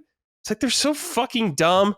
And I think they added a scream of Luke falling in Empire Strikes Back when he lets go. Yes. Where he goes like, ah! It's like some fucking goofy Tarzan scream. It's like, dude, the fucking dewbacks they added in A New Hope and shit. They're like, oh, we'll put some CG dewbacks right here. That was Here's heartbreaking. Tatooine. Everything is jarring. Like the tech, it is like looking at a fucking video game than an actual movie. It's like the CG is so disjointed from it. It's so bad, man. Do you remember It almost feels like a joke. in A New Hope in when they introduced Mos Eisley, there's like he added like a droid that's carrying like lumber or something, and Yes. then Yes. they And he sold that picks- as an action figure in the way, and I was like, you mother. Yes. Even as I was like 7th grade, I was like, you motherfuckers, or I was in 8th grade, I Yeah. think. Yeah, I was Yeah, like, it's you bullshit, man. assholes. You know, I know what you're doing. Yeah. Yeah, it sucked. You know what's funny about this? This is why there's 2 things that are interesting about this. In 97, when all these 3 came out, these special editions theatrically, I think from January through March or April, right? They came out Yeah, it was like one systematically. a month. I Yeah. was in my Mhm. junior year of college. I remember going to see them in Philly downtown with Helene in tow, God bless her. And the funny thing is that I just read, which I didn't realize at the time, that was marking just the 20th anniversary of Star Wars. It was still so new. It was only like 2 decades old. And then the other thing was, it's just a stark reminder. I thought this then and now, especially when the prequels came out. None of us should have been surprised by the prequels because these special editions were the foreshadowing of George Lucas losing his fucking mind. Yeah. The insanity, or I can't help but think this, Brad. Tell me if you agree with this. Mhm. If the digital, we all know George Lucas isn't really a director. He's much more of an Ideas, editor man. and much more interested in the technology of digital storytelling, right? Right. If he had the sophisticated digital tools cut 20 years prior, he might have made these decisions then. In other words, he was kind of what the result of his initial 3 works were largely due to the fact that he had to be resourceful and come up with the practical effects and make it grounded and believable, where maybe he really wouldn't have done that had the tools been so sophisticated. So I think that's here's the spot on. question. Was he always an idiot? Yes. Or did he just lose the thread, become like a bloated, billionaire that wasn't hungry anymore? The limitations made him a genius, I think. Yes. I think he is the luckiest filmmaker in history, dude. Like when you I love hearing hear somebody about of your generation, Brad, the kind of weigh actors, in like somebody from my generation. Yeah. You hear like the actors talking about the script of the original Star Wars and just how bad the dialogue was. It's like, yeah. I mean, he didn't direct a lot of the other Star Wars movies. He had other people do it, and it's like he has really cool ideas, Dagan, like you said, and his tech was awesome. Like that's where he's at, and I think that's totally fine. But when it comes to like filmmaking and stuff like that, he just doesn't fucking understand why people liked his thing. Yeah, he's not a writer. the Han Solo saying "I know" to Leia, "I love you" wasn't even brilliant. his. It was obviously exactly. Like Harrison just made that up right there, and it's like because he's benefiting off the creatives of other people that were working with him. Yeah. Harrison Ford playing Han Solo, I'll tell you this right now. 45% of why Star Wars, just on his shoulders alone, of why the first 3 Star Wars films are so good. Yeah, There's something absolutely. so tied to the quality of that man's performance. Yeah, which is why his death in Force Awakens was so impactful.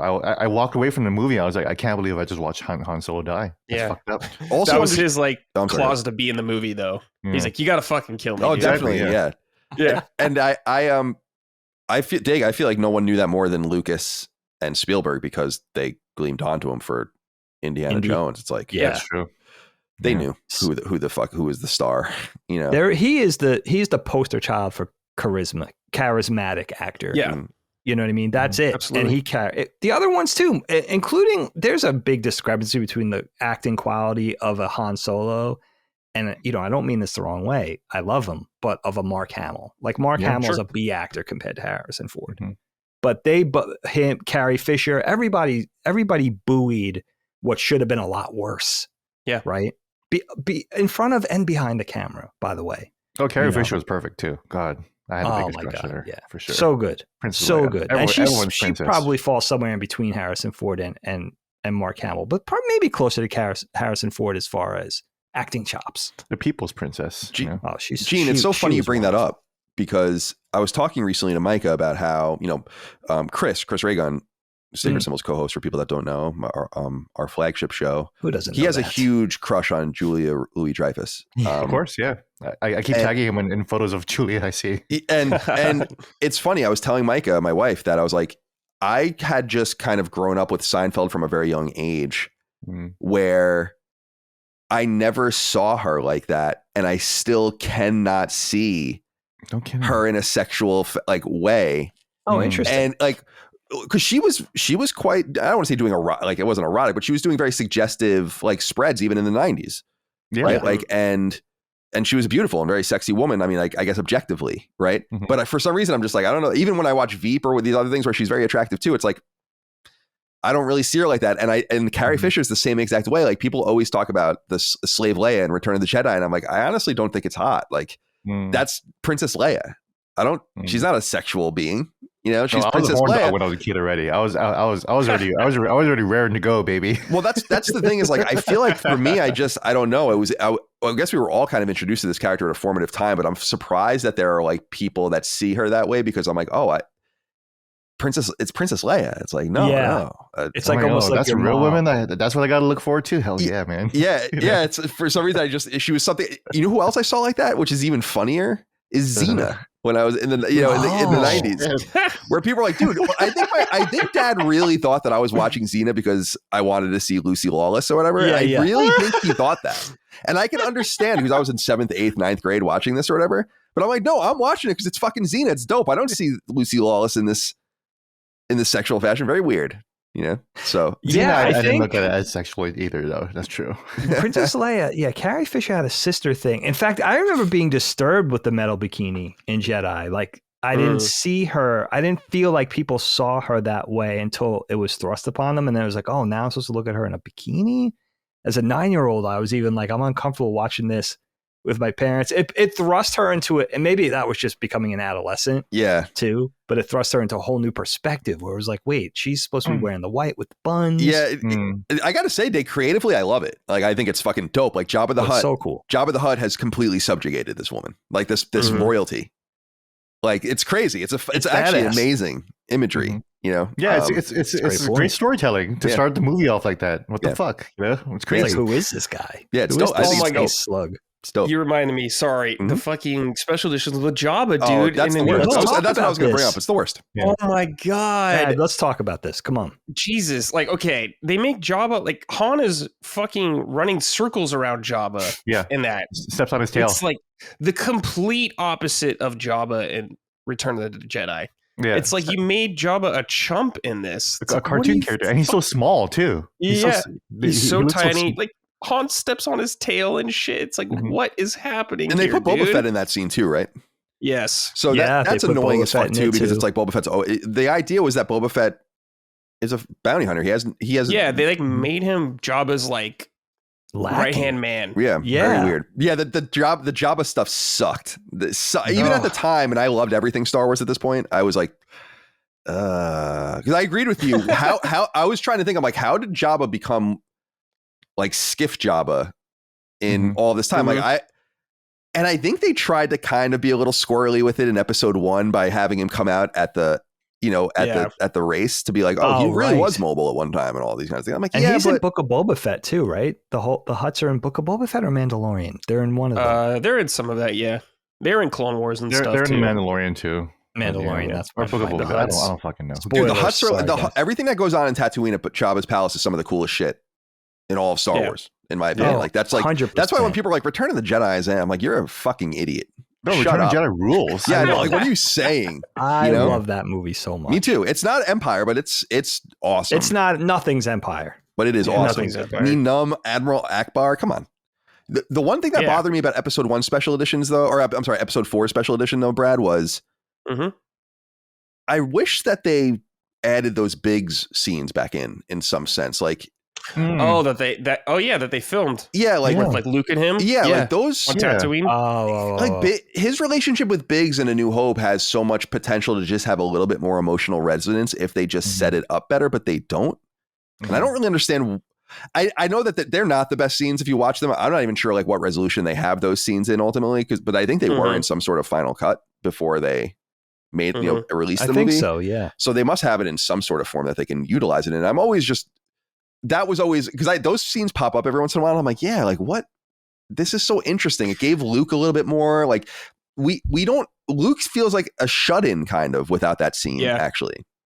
And that's a great point. Yeah. So I don't know. Anyway, that was what bothered me most when I was even young, knowing that those scenes existed. It's like, yeah. I mean, I think that's another prime example, Colin, of George Lucas not knowing what the fuck he's doing. It's like you have Han or Luke and Biggs meet, and it's like established that we know these two characters almost like that and they have a close relationship. But in the movies, you just see them and you're like, I guess these guys are friends. You could have thrown in like that scene. That's like 2 minutes of them just talking at the beginning. Something a little extra. Yeah, give his childhood some texture besides just his adopted, his adopted parents, his aunt and uncle or whatever. You know what's weird though, Brad? This all kind of harkens back to what we're saying about George Lucas. Like that original Jabba interaction in Mos Eisley, that was filmed.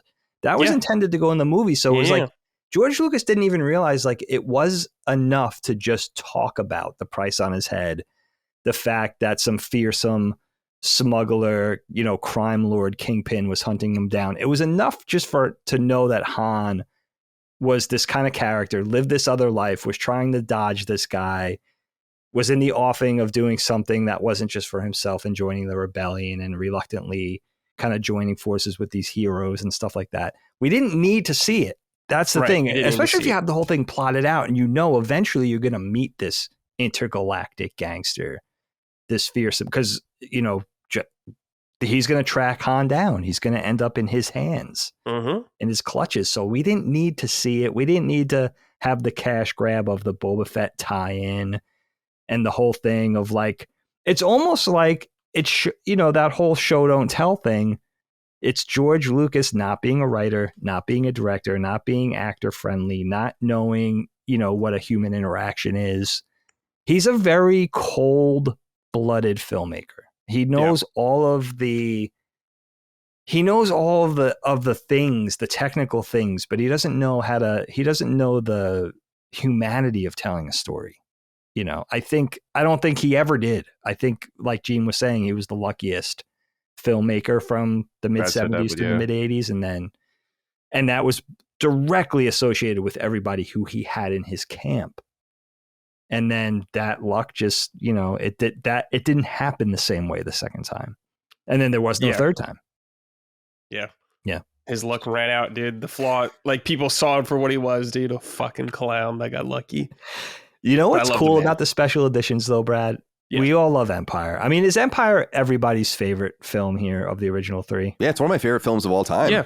Yeah. Empire's that's the least happily, that's the least affected of the 3 films.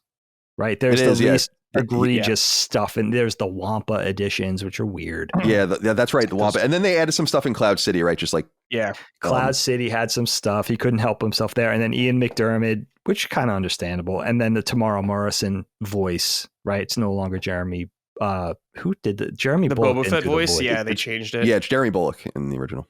He plays it, but I'm not sure it's his voice. Oh, okay. Yeah, I don't know. I think it might be a different voice. It might not come even through. It's probably the original dubbed, right? voice. It's Yeah, probably the original voice was awesome. So good.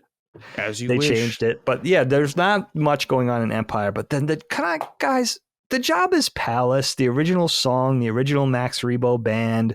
I know it was all practical and kind of way better though. puppety. It was So much consistent better. with everything in the trilogy, dude. Like the way it looked, the visuals and everything.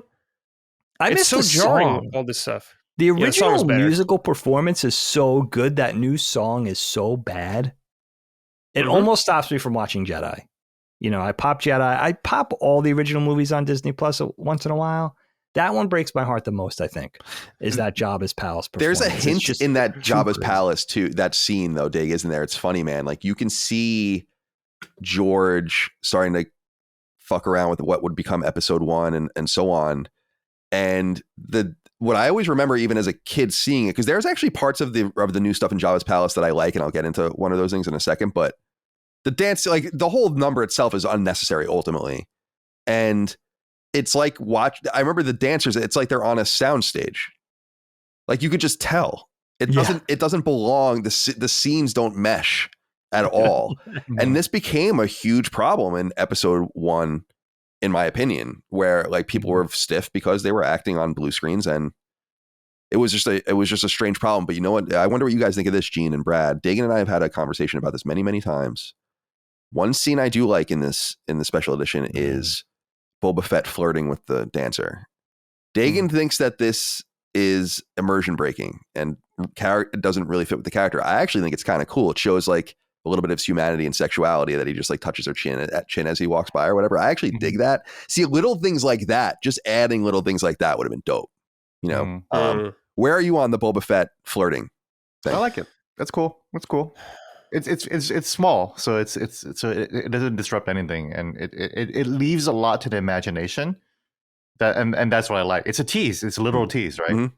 Yeah, Dagan's. I think. Well, Dagan, you can speak for yourself, but your whole thing is he wouldn't be doing that right now, right? No, right? I like the humanity of like there's a man inside that armor.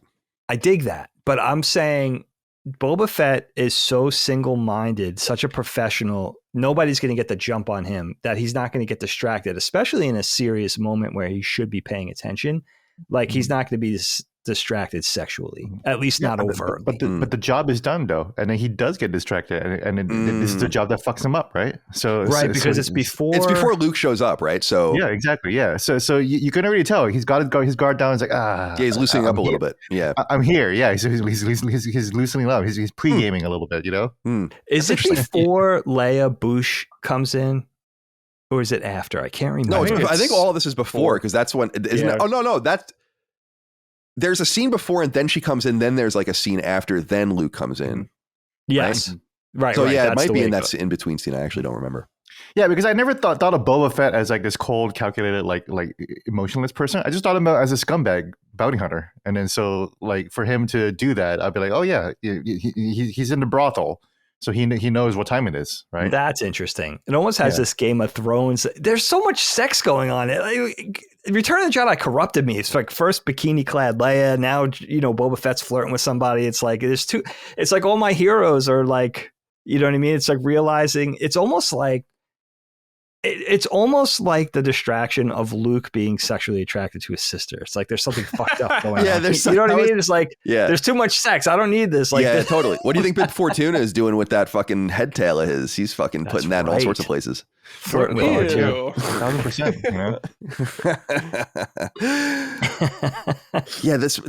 So I'll tell you this. What I remember about the special editions, I remember them coming out. It's very vivid memory because Dagan was saying, and you guys are both old enough to remember this. I mean, more than old enough to remember it, is that like there was that foul period. It's a great way of putting it. Star Wars kind of went away, like as a mainstream product from the mid 80s into the mid 90s, and Episode 1, I think it's the first script was done in 1994 or whatever. So this was around the time when they were trying to like get Star Wars kind of quote unquote off the ground again. There was a bunch of shit going on in the background, like books.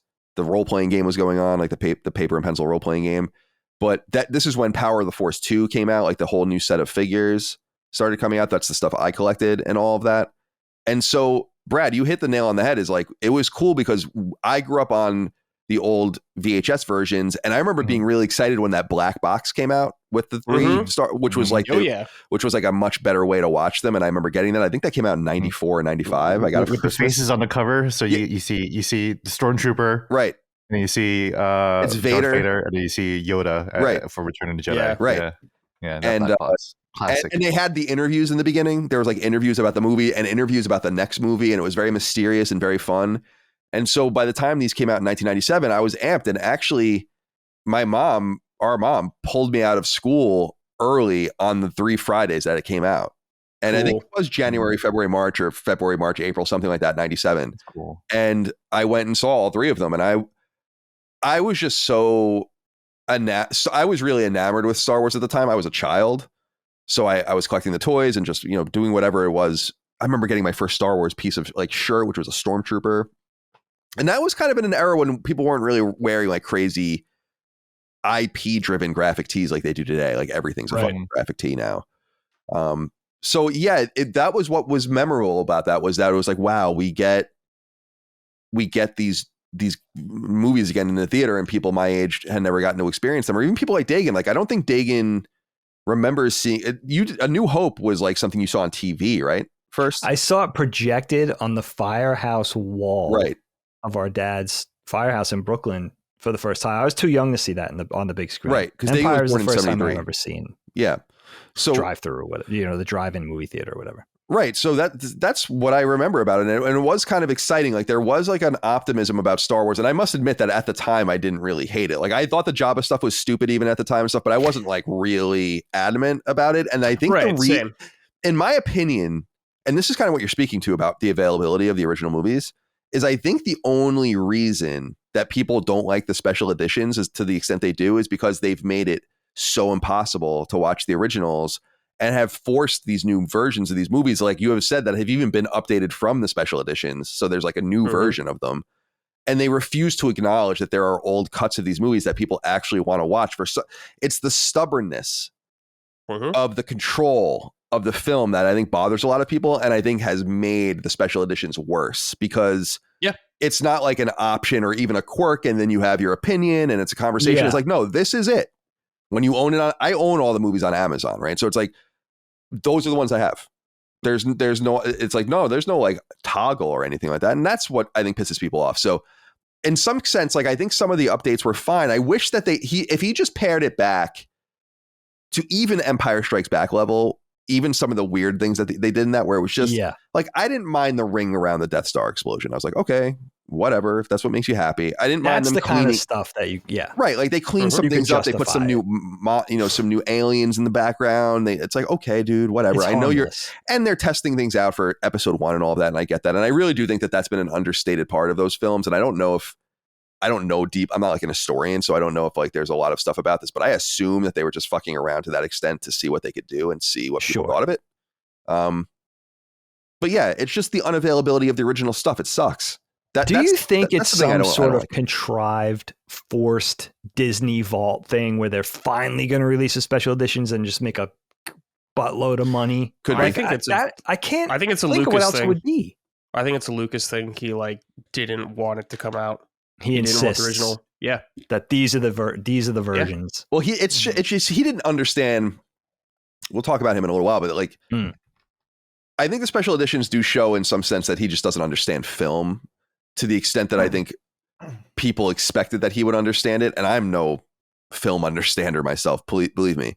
But I look at films as final packages. Isn't that the idea?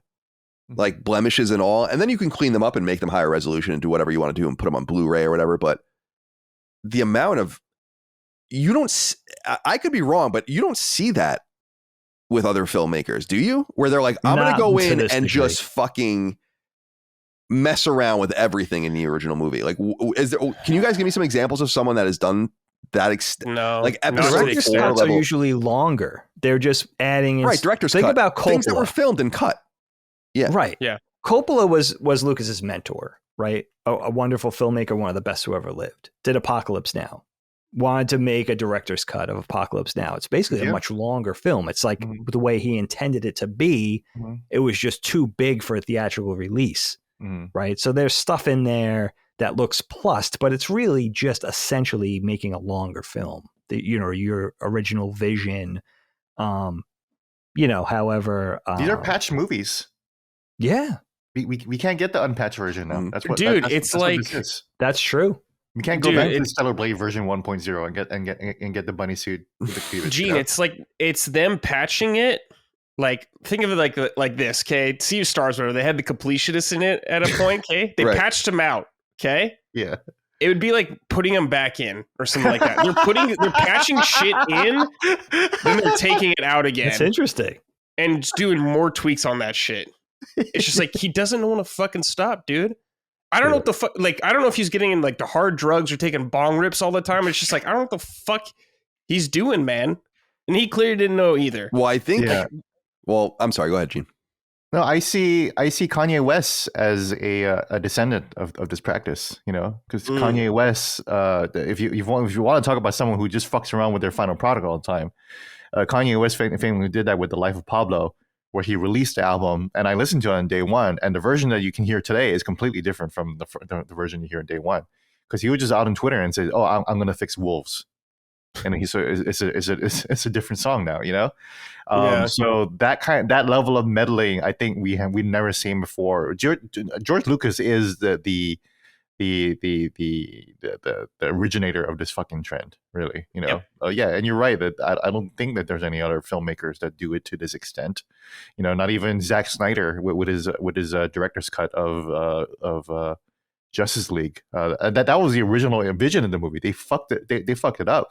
So like even to that extent, that's not that's not even what George Lucas did. He was just making his own version of the movie. But George Lucas had complete control. And then he took back control and then started fucking things around. So I think Kanye is really the only other person, I think, in terms of just messing with a game or messing with a piece of art that video game studios basically do. Where you're Destiny, purposely changing it. You're not Yeah, I restoring mean, look at it to Destiny. the There's no original. version of Destiny 2 that looks anything like the version of Destiny 2 that came out. It's a completely different game. I think it shows like somebody's definitely decided lack of ideas too. Like if George Lucas had all these great ideas for other things, he would apply these ideas for visual effects and everything to his new projects. But I think there's a real lack of just wanting to evolve and do new things. Like why, as an artist, I don't understand, addressing the same canvas over and over again. It's like, move on. Mm-hmm. You know what I mean? Yeah. You have new ideas for visual effects, new technology came out, new concepts, new things you want to try and experiment with, like apply it to new idea. I think it's interesting to go back and look at George Lucas as a filmmaker through projects that don't have anything to do with Star Wars. He doesn't have very many, but look back to like American Graffiti. If you want to see George Lucas as somebody who had potential as a filmmaker. I don't know. It's a weird thing to say, right? Because he's like a godfather of science fiction, especially visually, cinematically. But I'm not sure science fiction was the right thing for him.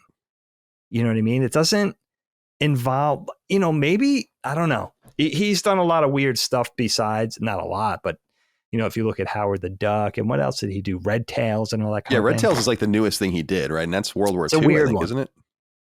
That's an interesting, what is that? When's that movie from, Kyle? It's from 2012, I think, and I think it's and I watched it. Yeah, pretty early. Or is it 2012? 2013. Let me make sure I have, because I have his thing up here. And it has some amazing. It's another thing of like style. I hate saying style over substance because sometimes I like style over substance, but that was what Red Tails was. It was like just wanting to show, Spitfires and Mustangs and things like that. Wanting to show aerial stuff of that period. It was kind of didn't have a lot of substance behind it. It was vapid, I guess, a little bit. I don't mind that though, because sometimes I like that. Sometimes I like a Baz Luhrmann movie. I don't know. It's weird. you know what the other thing is too with Lucas? There's something very specifically odd about him coming up in the same camp as Scorsese, Spielberg, Coppola, especially. They were like, those guys were tied at the hip. De Palma, all those guys are in the same camp, and Lucas is really the only one that is a very specific type of technical filmmaker, where the other ones are much more tied to they're storytellers. You know what I mean? Every other filmmaker in his camp was a storyteller. Yeah, we were reflecting recently. It was funny that he's like really close to John Milius. That's another one. John Milius wrote Apocalypse Now, but he wrote Red Dawn, which is like one of our favorite movies to talk about. And weren't we discussing that I discovered like some weird factoid that he exchanged, like George Lucas and Spielberg each exchanged a point with each other on Star Wars, Apocalypse Now, and Strange Encounters or Close Encounters of the Third Kind, so that each of them owns a percent of that. So they all became like mega wealthy basically off of Star Wars alone, but they each own like a point on each other's movie, which is strange. Interesting. Yeah. Well, how much of Lucas post Return of the Jedi? So post 83 Lucas, right? There's a big barren period in there before we see him pop up again in the late 90s with the remakes and then eventually the prequels. But how much of it is just becoming a billionaire? You know, we talk about that a lot on the various podcasts. How much of it is just not being hungry anymore? Well, he was doing stuff on like Indiana Jones. I know he was working on all those That's movies. true.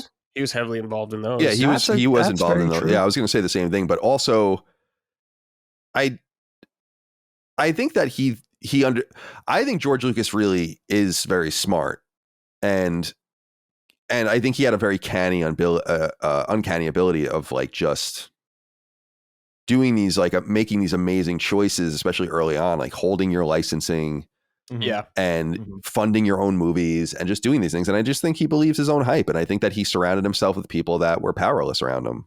And I think that's pretty cler by the time you get to the prequels. That like no one has any power. Yeah, obviously in the original movies, there was more push and pull. Right. By the time the prequels came out, his legacy has been cemented. So of course you're going to be surrounded by a bunch of yes men. That's exactly what it was. Totally. I mean, it's. I don't know if he was making this choice to be a control freak, but when you fund your own movie and say like, no, we don't want any outside funding, you're doing that for control. It's like that's the outcome, and that's good. I mean, if you want like a Christopher Nolan, for instance, like I can give him all the control in the world. I don't give a shit.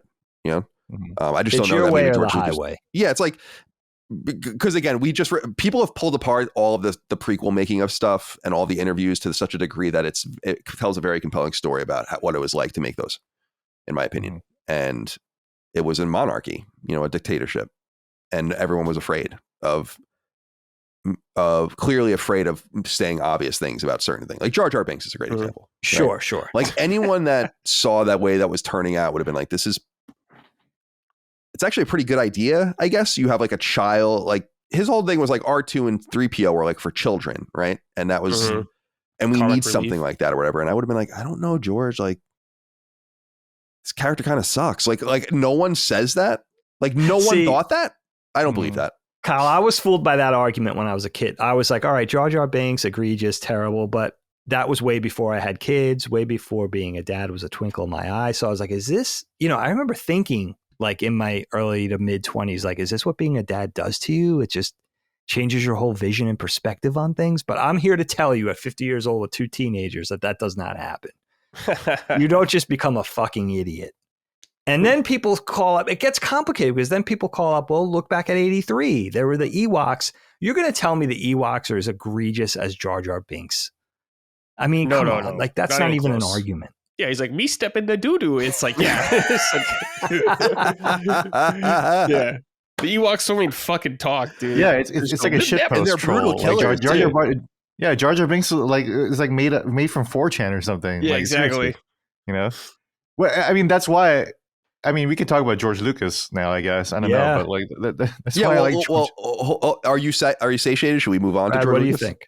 Yeah, I'm satiated, dude. All right, then take it away, Gene. Well, I mean, this is your topic. It's your topic. All right, so we'll roll into my topic, I guess, which we've talked about quite a bit already, but we can just speak about him more because I have a kind of a question surrounding him that I would like to inquire about with people, which is George Lucas himself. Mhm. George Lucas had such a bad reputation in Star Wars fandom by the time he sold in 2012. Yep. That it was, I was at IGN at the time. We were covering this, not really me, but people were covering it around us, and it was huge on our site. Like, people were so amped. Everyone was so excited. Everyone was reading and clicking on everything and videos and the possibilities. And oh my God, it's gonna be great. And then remember they released it might've been at the same time, I don't know though, where they released the table read picture of like the top where they were doing the read of the script. That might've been a little bit later. And people were just so amped. And George Lucas was just run out. He was just totally run out. Like, there's no doubt, especially given the interviews he's given since then, especially the one with 60 Minutes, that he is pretty bitter and does feel that he was kind of just not appreciated. It was just kind of like, fuck you guys. I'm just out of this. Then I just don't want to do this anymore. Right. And I wonder if with time passing, if we feel like maybe that was a mistake in some sense. Not to say that he was the great creative. He wasn't, but I don't think Star Wars isn't in any better shape right now than it was. I think it's in worse shape, in my opinion, because it's just so uncreative and just so spread shot, even more than it ever was under Lucas. And I just wonder if it's an example of like being careful what you wish for. And I kind of have this fantasy, although I don't really know why, because when you really get into the weeds of why movies like Empire and Jedi worked and all the rest of it, really has very little to do with George Lucas. But I would be very curious to see him come back. He's never going to get the IP back. It's not going to happen. That's like not even worth discussing, but like to come and just direct a movie or just lead. Well, Kyle, have you heard this? No, I haven't heard this. No. This is supposedly something in the offing allegedly right now. Within the last, I guess there were always some sort of mystical rumors about it, but it seems a little more substantial now within the last week. Something's happening where Lucas is going to run or direct some live action Star Wars property, whether it's for subscription or for the big screen. I don't know. Interesting. Now, so this will play it's out. Alleged, it's rumored right now, but supposedly this is going to happen. So, well, then this is wonderful. This is I really didn't know about that. So this is totally serendipitous. This is perfect. So then we can have like a more live, like a live in play idea here, as opposed to a hypothetical about how we might feel about it. Sure. Because I've really dwelled about this a lot. And I'm not, listen, I think by the way I talk about Star Wars, it's clear that I really was a huge Star Wars nerd with great command of the IP up to a certain point. It really falls off after. I mean, really just the original 3 and like all the EU stuff or whatever, I would say, and some of the games. But I do feel like every one of us was like molecularly responsible for the running out of this person on something that he kind of created. I mean, whether or not we like it or not, and they've been so transparent mostly through capitalism with all the books and the art books and the behind the scenes and all the things they've released about where Star Wars really was and where it came from and how it matured into what it was and like how essential I think his wife was, right, in like editing the original movie and like all sorts of random shit, right? But I'm still like, but he made it up.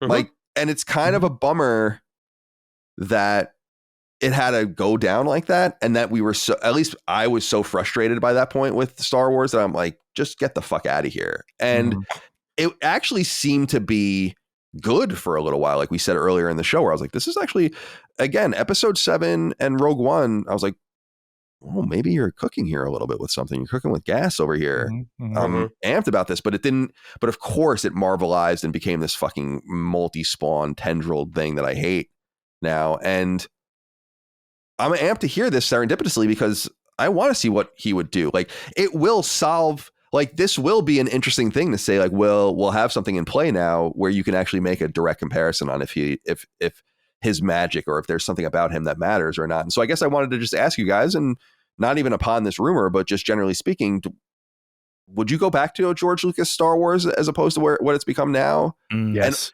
And, yeah, I would too. I was going to say, Gina, we can go to you first. It's like, I said Rogue One is probably my favorite Star Wars movie, right? I absolutely love that movie.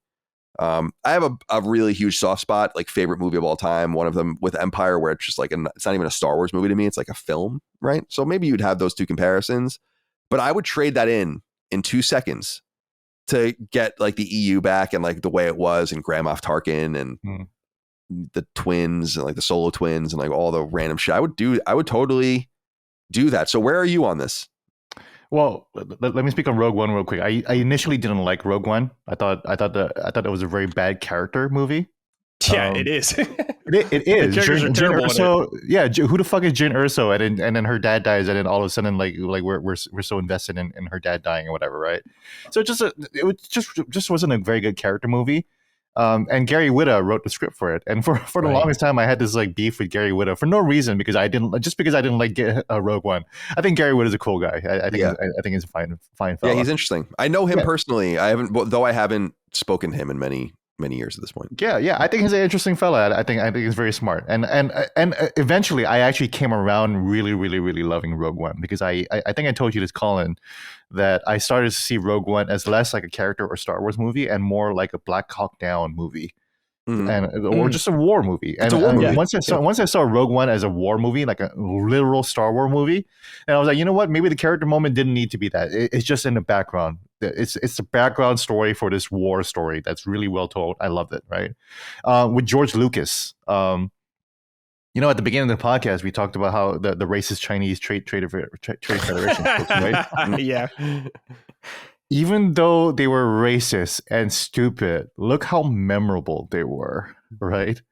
Look how distinctive Watto was, even though Watto was a very, very dangerously borderline anti-Semitic depiction. Depiction of a merchant or flipping a coin and shit, like But that is the charm of this world coming from a creator who is kind of a little unhinged and who does have a lot of imagination versus the homogenized, pasteurized, Disneyfied. Well, you know what? How about we just get rid of all the accents and everyone just has like this kind of like little smarmy like tone to it, and then we'll just sprinkle in some jokes, and then the jokes won't matter because any fucking character could say these jokes or whatever. It's a little bit like what I think, to be clear, I think people know where I stand in the Sweet Baby thing. I think the outrage against Sweet Baby is pretty nonsense, but there is a kernel of truth of the frustration there, where it's like, okay, all of these stories are just being told by committee, and then so we're just asking all of these different people, well, what do you think about this character? What do you think about this character's accent? What do you think about this thing? Versus George Lucas, just one guy just throwing out all these different characters, and it just becomes very memorable, even though it's very messy. It's very, and it doesn't have to. It may not be the perfect character, but they're memorable and they're distinctive. They have a voice versus something created by committee.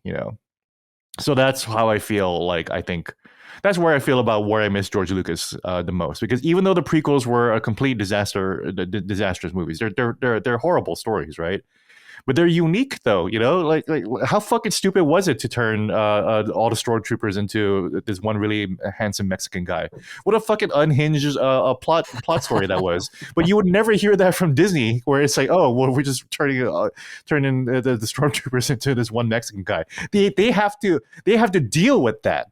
They have to deal with the fallout of this absolutely unhinged like story choice, and then the Rebels and Clone Wars is all about bridging the fucking gap of this insane choice of making a regular ass military into everyone is this one Mexican guy. Gene, I think he's Aboriginal Australian. Aboriginal Australian. I'm sorry. I don't think he's Mexican. There's one brown fella, though. You know what I'm talking about? I'm talking about this one brown fella. I apologize to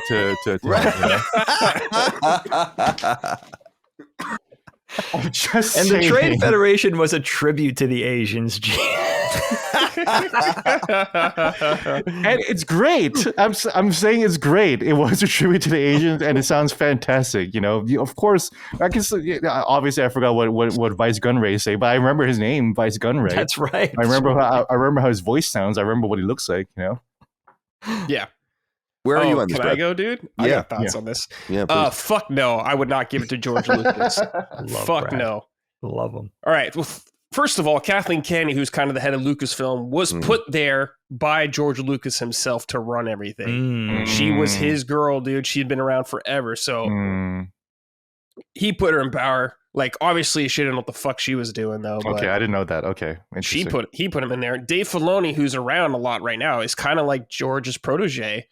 And I actually like Dave Filoni. I think he's pretty smart, and he kind of understands Star Wars, I think, better than George does, honestly. He does, yeah. He's Yeah, got to and lose George the is cowboy like- hat, though. I hate the cowboy hat. Yeah, George is on set, though, a lot, like with Dave Filoni. He's around, dude. He's like advising on stuff. So George isn't like directing movies or necessarily like the power, but he's advised on stuff like that. He okays some things. So he's still around. But like, God, no, I don't want fucking George Lucas around. Like, he would have made more Star Wars stuff anyways. It would have happened eventually, no matter what. Because people now like the prequels. People that grew up with them like the prequels and shit. So he would have got another shot. But I guarantee you, man, 10, 20 years from now, people are going to look back on the sequel trilogy really fondly and say they're good movies and they're awesome, because people say it about the prequels now, and I think they're fucking insane, but it's going to happen. Yeah, you're probably right about that. George Lucas, no, it's fine. We move on from him. I am happy he's still around and advising, but I don't think he should be the head guy, the head honcho control. They need someone else to control right now, in my opinion. Yeah, I agree. Yeah. I don't think Kathleen Kennedy's the one to do it, but I just what don't was even- his call? Well, that's the thing is, like, I don't even think it's fixable at this point for me personally. Oh yeah, where- you're out. Where if just the hypothetical going back in time and respawning from 2012, the whole timeline would just give us another roll and just see what happens. You know, like that could it be better than this? You know, Sure. That's my only hope. I don't know. Yeah, you could do what ifs. Yeah, of course. Yeah. But, but you can't put it back in the bottle. Like, we have what we have. Right, That's exactly. Yeah. That's what it is. Which is why I know I'm out. Brad reminds me. What I really think is, even though I would be interested in with George Lucas coming back, what I ultimately think is, I think Star Wars was always shitty, and I'm only just realizing that now. Mhm. Yeah. It's always a been just pretty possibility. kind of shitty, and That's a common I just theory, like, I think. I just like some stuff in it, and that's Mhm. it. It's feasible. Yeah. It is a feasible theory. I mean, how elegant would it be? Have you guys ever seen this done? Before I march into my take on George Lucas, wouldn't it be cool? Like, we always talk about whenever this comes up, we always talk about the Great Reset, like taking some time, letting the heart grow fonder. But how cool would it be for Disney to come out and publicly say, we're resetting Star Wars? It's going to be gone for a while. Like, it's kind of an elegant move. And it's kind of a public admittance of, like, we need to let this kind of completely cool before we boil it back up again. Well, You know what I mean? here's Like, the let's problem: reset, rethink. Disney Plus exists, so that will never happen. I know. because they need content. It's fuel forever. for content. Movies, we haven't gotten a movie in a while. It's been a little hot. I'm minute. thinking maybe that's Lucas's this perspective thing that I'm hearing about. I mean, listen, if you guys were paying attention, if anybody was paying attention around 2012, when the franchise was sold, LucasArts was sold to Disney for $4 billion, and we all know the whole story. If you were paying attention around 2012 and subsequent years, the sad thing is that if you watch George Lucas, you could see that he regretted it at some point. I thought that was the sad bit. Yeah. Right. That was the one thing. But I have to say, I stand with Brad on this one. Like, I think there was a thing going on, like a movement almost, after the disaster of the sequel trilogy, which not everybody thought it was a disaster, but a lot of people did. Right. That when J.J. Abrams and Rian Johnson, Kathleen Kennedy, and everybody became the new scapegoats, then there was this like apologist history of like, all right, we should go back to Lucas, forgetting about, no, this idiot made the prequels. Like, he lost the thread years ago. It wasn't a thing of like, oh, maybe it is better in Lucas's hands. I won't be lulled and comforted into that. I actually think the prequel movies are better because at least they have a consistent story all throughout, You think they're better than the sequels? I think they're better than the sequels. They A have lot of people I do. do the too, prequels actually. had a plan. Yeah. I Yeah, think they had Force Awakens better than every prequel movie. I do like Force Awakens yes, better yes. than all three prequel movies. I think it's a better movie, but That's in terms of a interesting. better story and a better world building, I think George Lucas's prequels were much, much better. Well, to Yeah, me, that was- 7 was the only good one. Yeah, Yeah. that was the problem. Is Disney? They didn't have a plan. They winged it every movie. It felt like That it really that's did. I still bad don't idea. understand feel why like they did that. It's Can you crazy believe? to me. Can you believe that? No, that's Like- insane. That's the most insane thing. Like the fact of you guys I don't like the prequels at all. I really don't. But they did, like Brad said, it's a great point. They did have a blueprint. Mm-hmm. They were mapped out. Yeah, it was always going to end at the fight with Mustafar, and it did so beautifully. Mm-hmm. To be quite honest, like I love the fight in Mustafar. You know, I hate that fight. It was the choices along the way. The way you're just going at each other. I love that. That's so cool. They're like fucking ballerinas, dude. That's what I hate about prequels, man. Everyone's like twirling shit around. Dude, it's fucking crazy. That's good. That's good. When they used to be like heavy fucking hits and shit, and like the old one, it was the best. I do like we talked about cool lightsaber designs though. I do like Kylo Ren's lightsaber design. I think that was cool. It was like a big bastard sword, like a great sword. That was so. Yeah. That's one of those great ideas. It's like you know you see these flashes of brilliance.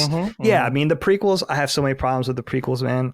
And Colin and I have talked about it at length, especially on Knockback. But that one of the things that you can't fault it for not being templated. I mean there was a plan, there was a script. Yeah. There was a start to finish, A to Z, soup to nuts thing, which if the sequel trilogy had that, it's a mystery to me because it seems like the most sloppy anything goes. We're going to reimagine the universe with every iteration. Like it's a fucking mess. There was no plan.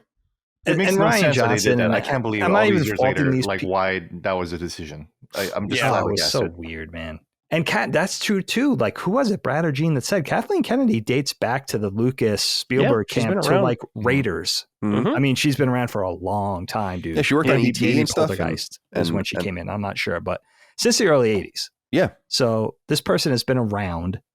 But when they became the new villains, Ryan, JJ, Kathleen, everybody was like on this thing of like, let's go back to Lucas, which I'm just not in that. I'm just not in that camp. That fold. I'm just not on that team. I could relate. Here's to this. the thing, though. Can I say one thing? Okay, Dake. Let me just make one point before I hand it back over to you, Kyle.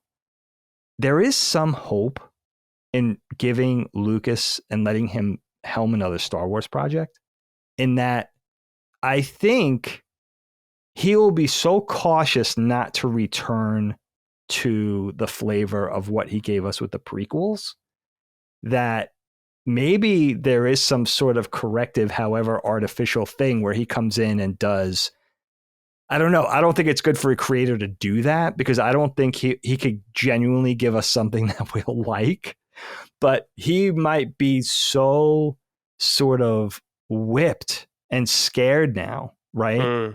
Into giving us something bad that he'll surround him, either, make those corrective decisions in a corrective capacity or surround himself with people that'll keep him on the straight and narrow. That's what he needs. Yeah. So you know what I mean? And give him really, and not surround himself with yes men, but a team that could give people what I think everybody on this podcast is looking for, right? Like a flavor of Star Wars, a frequency that reminds us of the original movies. Don't let him write the dialogue and stuff like that. The vision, yes. Let him have his vision. Or direct the actors. Yeah, let him draw out the whole character arcs. You know, he's good at that. Yeah. He's good at the broadest strokes, right? Like, oh, this is a character that's going to start here, and he's very good at the Joseph Campbell like threading of plot stories and characters. He just needs to do that and just not like figure out like the individual scenes and he doesn't know how to direct. He doesn't know how to direct people. Hayden Christensen. Everyone thought that he was terrible at Skywalker. Yeah. Have you guys ever seen Shattered Glass? The movie Shattered Glass? Yes. You've seen it, Dagan? Yes. Yeah.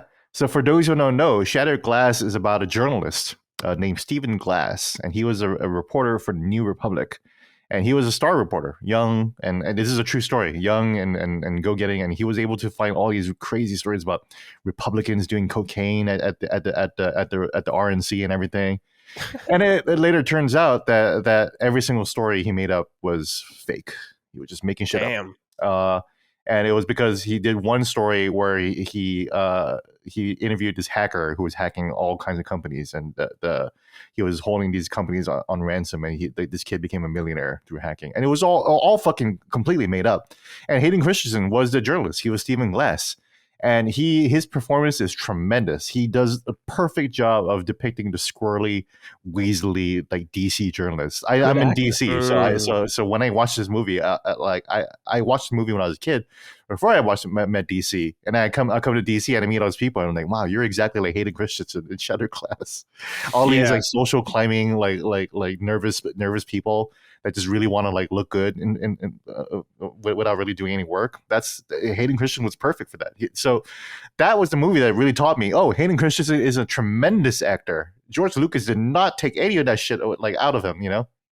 Can I spoil something from Ahsoka real quick? Please. Oh, sure. Yeah, I don't give a shit. Okay, so Hayden Christensen shows up in Ahsoka. Yes. And one thing, and he's in it briefly, but he's actually good in it. I was like, okay. Mm-hmm. He showed up, and I was like, okay, that worked well, actually. So yes, I think he could have done I mean, it was a long time ago, and he's a lot younger actor. But I don't hate Hayden Christensen. I just think the writing and the direction from George was just fucking awful. Yeah. He did some scenes pretty good too, you know. And then there's, but what about all the other Jedi's spread across the galaxy, you know? And then there's line deliveries like that are just awful. And it's like, yeah, George, you could really could have just given Hayden another shot at that one, I think. You know? Yeah, he could get a couple more takes. I like that he got a reprieve in Ahsoka, though. I forgot about that. And it's kind of, that's incentive to watch the show, too. Is it? I think. You know, seeing this guy get a second chance. It's cool if you've like watched Clone Wars and stuff like that, because of that show is like about Ahsoka and Anakin together, a lot of it. So it was a cool payoff, and Rebels has stuff like that too. Yeah. So it's nice. In fact, I think I watched it on YouTube. I think I watched the Anakin Hayden Christensen parts on YouTube. I forgot. Just to see. Dagan's a notorious I just want to see devourer of spoilers. No, I could totally appreciate that too. I think, listen, like, I don't know that there's a truly compelling reason to hypothetically bring Lucas back other than the reroll, which is like what I said. There's no doubt that what the Disney acquisition proved, at least in the short term, was that there are plenty of people that understand Star Wars a lot better than George Lucas ever understood Star Wars. And 100%. Which happens. There are people that understand lots of things better than the people who make them understand them, including things I've made. Right. Like, I think there are audience members of Sacred Symbols that probably understand what makes the show work a lot better than me. Mm-hmm. And that, like, you know, that they'll be the ones to tell me if things go awry. And so I feel like we were saying about episode 7, the turncoat stormtrooper, the stormtrooper, well, like the child of Han Solo and Leia, and the stormtrooper that's like the commander and the silver armor and all that. It's like, these are great ideas. These are like the ideas. I was like, yes, of course, this is wonderful. I just think it's astonishing, as was already discussed, but just to bring it up and put a fine point on it, is just the lack of planning. Is, you would imagine that you would go into something like a Star Wars trilogy and even film it like Jackson's Lord of the Rings, where you would do it all at once, where like you had such a cogent plan where you're like, we're going to raw dog this production for 18 months, right? Like, and just do it all, and these movies will come out over the next 7 years or something like that. And that I don't even understand how J.J. Abrams walked away, or why that was allowed to happen, or encouraged, or like what the story is behind that. I have no idea why they let. I think The Last Jedi was The Last Jedi is a seminal, disastrous movie, in my opinion, for Star Wars. Like, maybe the thing that pulled the rug out from under its ability to really maintain itself in a meaningful way. My opinion of Star Wars would be a lot different right now, because remember, this is like still pre-Disney Plus. The shows, none of the shows existed yet. We were just getting movies. So it's like, imagine episode 8 being really good. Imagine episode 8 being universally looked at, generally speaking, like episode 7, where it's like, this is good. Yeah. Maybe some people have problems with it or whatever, but imagine how different. My opinion of Star Wars would be totally different probably right now, because at least they would have justified things from a quality perspective. But that movie was so bad that I also understood, worse than any of the prequels, like, in my opinion, that I was like, oh, the other side of the coin of a lot of people understanding Star Wars a lot better than George Lucas is that there's a lot of people that don't understand a fucking thing about Star Wars, right? And think they can make some trash like this. That's right. And that movie, I know from the very beginning, people were like, oh, this is a great movie. You know, when that came out, and I was like, episode 8, and I was like, this movie fucking sucks. I almost couldn't believe it. Laugh out loud, funny moments in that movie. The Leia floating through space. Oh, so weird. Dude, I laughed out loud. I saw it with Ramon in Santa Monica, where like people were like looking like I didn't even mean it. I was like, holy shit, I can't believe this. Like, and the casino planet was actually a really cool idea, but the whole riding on the animals through it was terrible. The casino planet. The casino planet as an idea, as a casino planet, is cool. Yeah, right? very cool. Very cool. Yeah, but the adventure that they fucking go on in the fucking casino planet is it's like if I had the idea of the casino planet, I would be like, a fourth of the movie's taking place on this planet, and we're gonna do like really cool shit on it. And episode 7 was so fucking, or episode 8 rather, was so fucking bad that it really irreparably harmed the movie, because you knew it was going to affect 9, so it was going to screw the entire trilogy up, and that was supposed to be the foundation for everything. So now and it is like the member berry stuff. It's like, oh, Obi-Wan, oh, Boba Fett, oh, it's like, all right, this is just getting egregious. Yeah, you're not even picking and choosing, like you're just doing everything, anything. It's like crazy. It's just crazy to me. Like I don't. Such a gimmick to kill Snoke off in the Last Jedi too. Oh my god, dude! Dude. I was like, you build this guy up, and then for what? And then you throw him into a fucking cum jar at the beginning of Rise of Skywalker. You just throw that fucking corpse into a jar, and then that's the legacy of that fucking character right there. It's very weird. Like I think episode 8, I usually can even steel man another person's opinion about why they feel a certain way and totally get it, even though I agree with them or disagree with them. Sure. Episode 8 to me, where I'm like, people are like, oh, that's a great movie actually, or whatever. I'm like, are you out of your mind? Like, I don't even understand what you're talking about. What could you possibly be talking about? That was, well, it's like, how can you like that? There's something weird. You know what the sequel trilogy was for me? I everybody's a little lighter on Force Awakens. I wasn't crazy about that movie either, but the sequel trilogy was just reliving the trauma of the prequel trilogy for me, in that it was literally visions. I see this vision of like clock hands racing around, like, you know, like a speed lapse, like a time lapse movie transition, clock hands of waiting, being a great lover of Star Wars post 1983, finally getting these movies and being like, this is what you're giving me. We have 3 movies to make this good. And the time just going super fast. And now we're down to the last movie and it sucks. And I know, and like Gene was saying before, like you can't erase and undo it and start again. Like we have it now. That's what it was for me. Like a traumatic experience. The 6 most traumatic film experiences I've ever had, you know, and knowing pretty early on that these were going to be bad.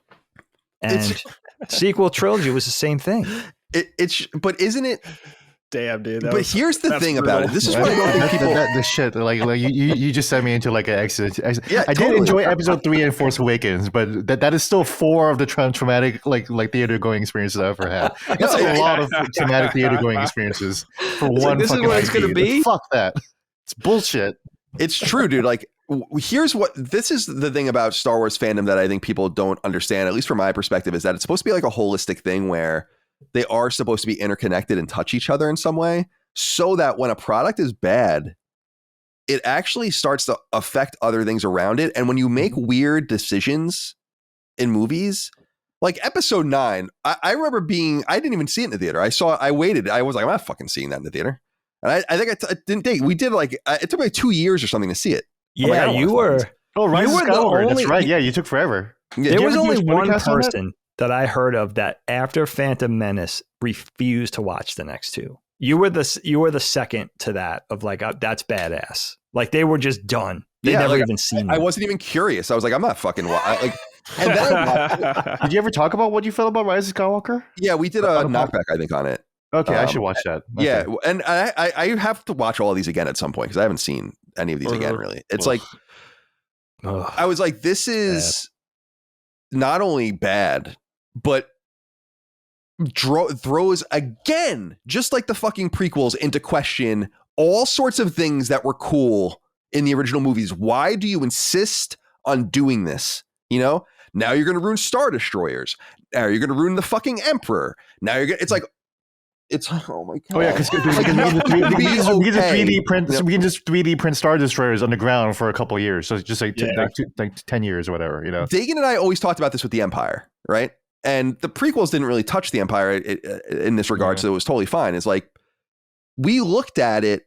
I looked at it first of all as a completely racist, fascist organization, which is why they were all human, right? Mm-hmm. And you think about it as, and actually Rogue One kind of gets into the nitty gritty of this a little bit, which is what part of what's cool about it is like, you think about like contractors and like people are making this shit, like they're designing it and they are selling it. And some of them are probably in league with the Empire and some of them are just using them and profiting off it. And that was what was so cool about putting a flaw in the Death Star, for instance, right? Why I think that's like such an interesting idea is like they built these, it was so complicated and so bureaucratic and so expensive that they were able to actually install this incredible fucking flaw in the Death Star and get away with it.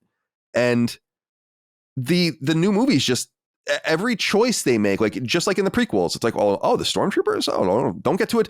I would always be like, oh, they go and enlist, or they get drafted, or they're true believers, or whatever. No, none of that. Oh, the Force? You thought that was a religion, some mysticism. Oh no, it's in your blood. Oh, right. It's like, and so that's what people are like. Why do you care? And it's like because all of these things ruin. You can't just ignore it. It's not fan fiction. It's the real thing. So it's like, okay, so what does that mean for the movies we like? We were just saying it about Jabba the Hutt in episode 4 towards episode 6. It's like, that was totally purposeless. It doesn't even make any sense. Right. And you're ruining the character. Boba Fett, you're ruining the character. Yeah. Right. And that's really why I find failed projects so egregious. Cause I'm like, why are you fucking around to the point where you're ruining things people care about and actually like?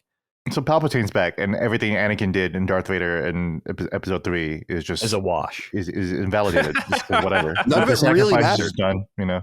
And when you saw, there's no balance to the Force, right? Anakin didn't bring balance to the Force, right? Dude, Vader sperm did. You know? Vader walks into a conference room in A New Hope and strangles a dude, right?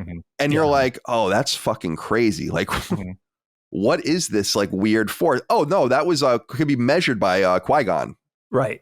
With a handheld monitor. Some kind of device. It's like, let me ask you guys this. It's got to be one of two things. It's a complete, like, I think of J.J. Abrams specifically, who's a talented filmmaker and has, definitely a skill set in his own right. But is it a complete lack of awareness of responsibility? Or B, was it trying to make Star Wars more appealing to Star Trek fans?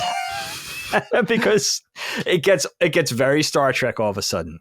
It's like we're explaining metachlorians and like I'm very hard on Star Trek. Everybody gets very mad at me for this, but I feel like with the prequels, Star Wars took a very Star Trek turn. Like it was kind of cheesy, it was kind of corny. The dialogue was fucked up. They were over explaining everything.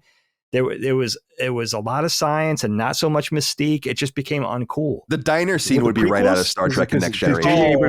J.J. Abrams did the sequels, right? So yeah, but I'm saying with the prequels, it was the sort of the turning of like this new thing of like Star Wars felt more Star Trek to me in that. And, I know I'm like the classic Gen X, like anti-Star Trek guy. That's like a huge Star Wars fan. I'm not a stereotype. Like that's genuinely how I feel. I think Star Wars is cool, and I think Star Trek is not cool. And I think hey, that was me too. I always thought Star Trek was lame. Right? It's the same thing. And I felt like with the Phantom Menace, Star Wars started to cross over into Star Trek territory. That's what it feels like to me on the whole. If you like it, the frequency changed, the whole flavor changed, and I was like, no, it's supposed to be like this.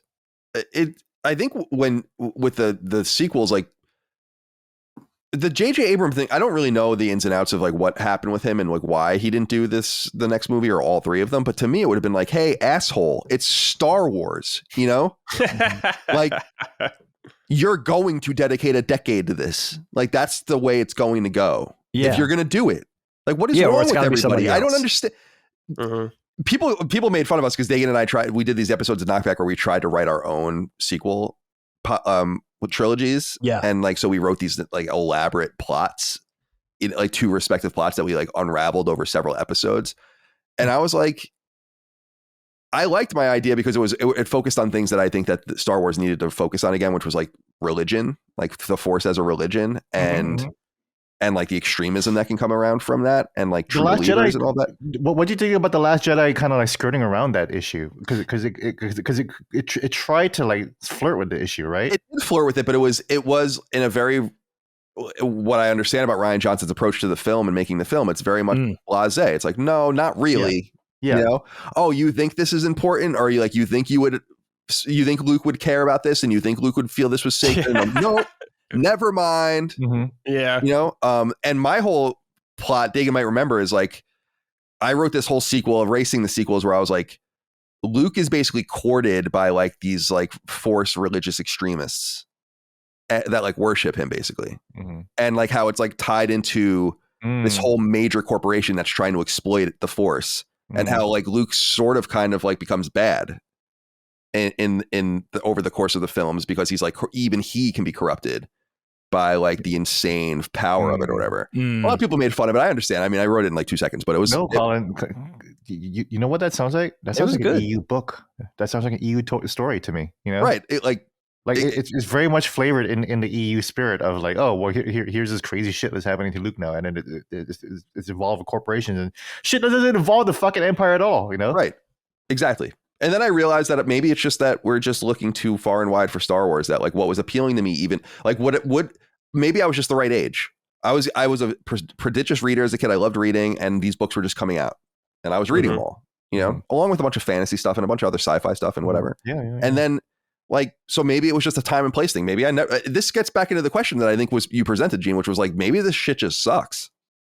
You know, like maybe there are really cool components to it. Like you can't deny like you have Darth Vader's TIE fighter on your shirt, Dake.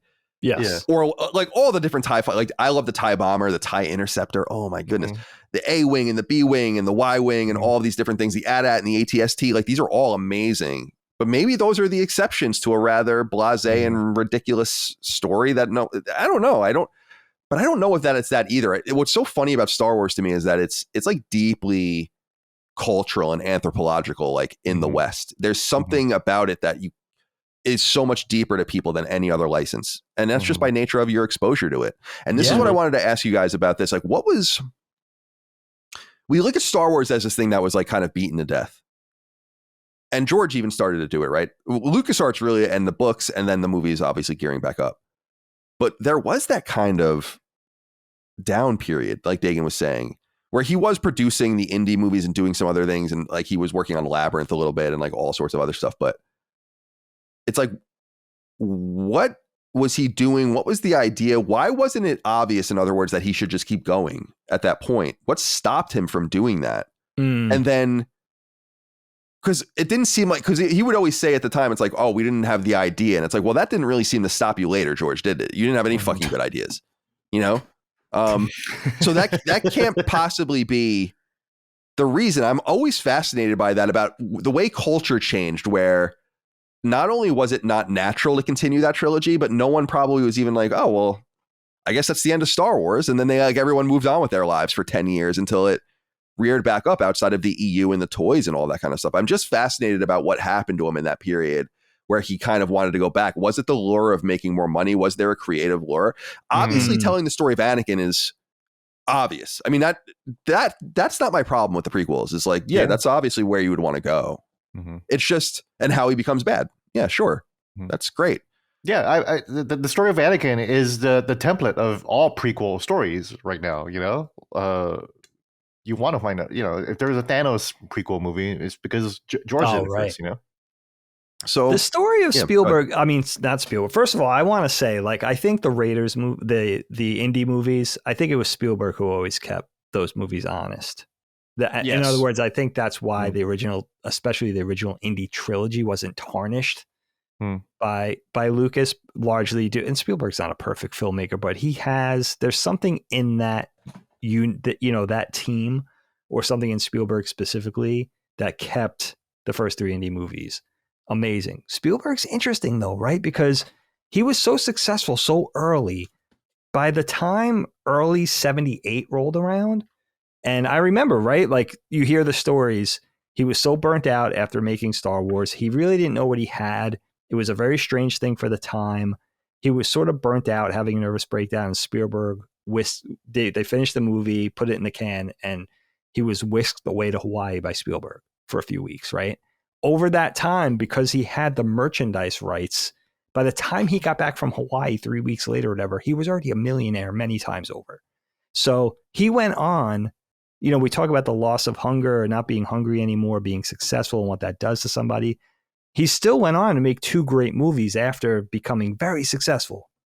So it wasn't like all of a sudden he was like, well, I'm super rich now. I'm just gonna bide my time, that type of thing.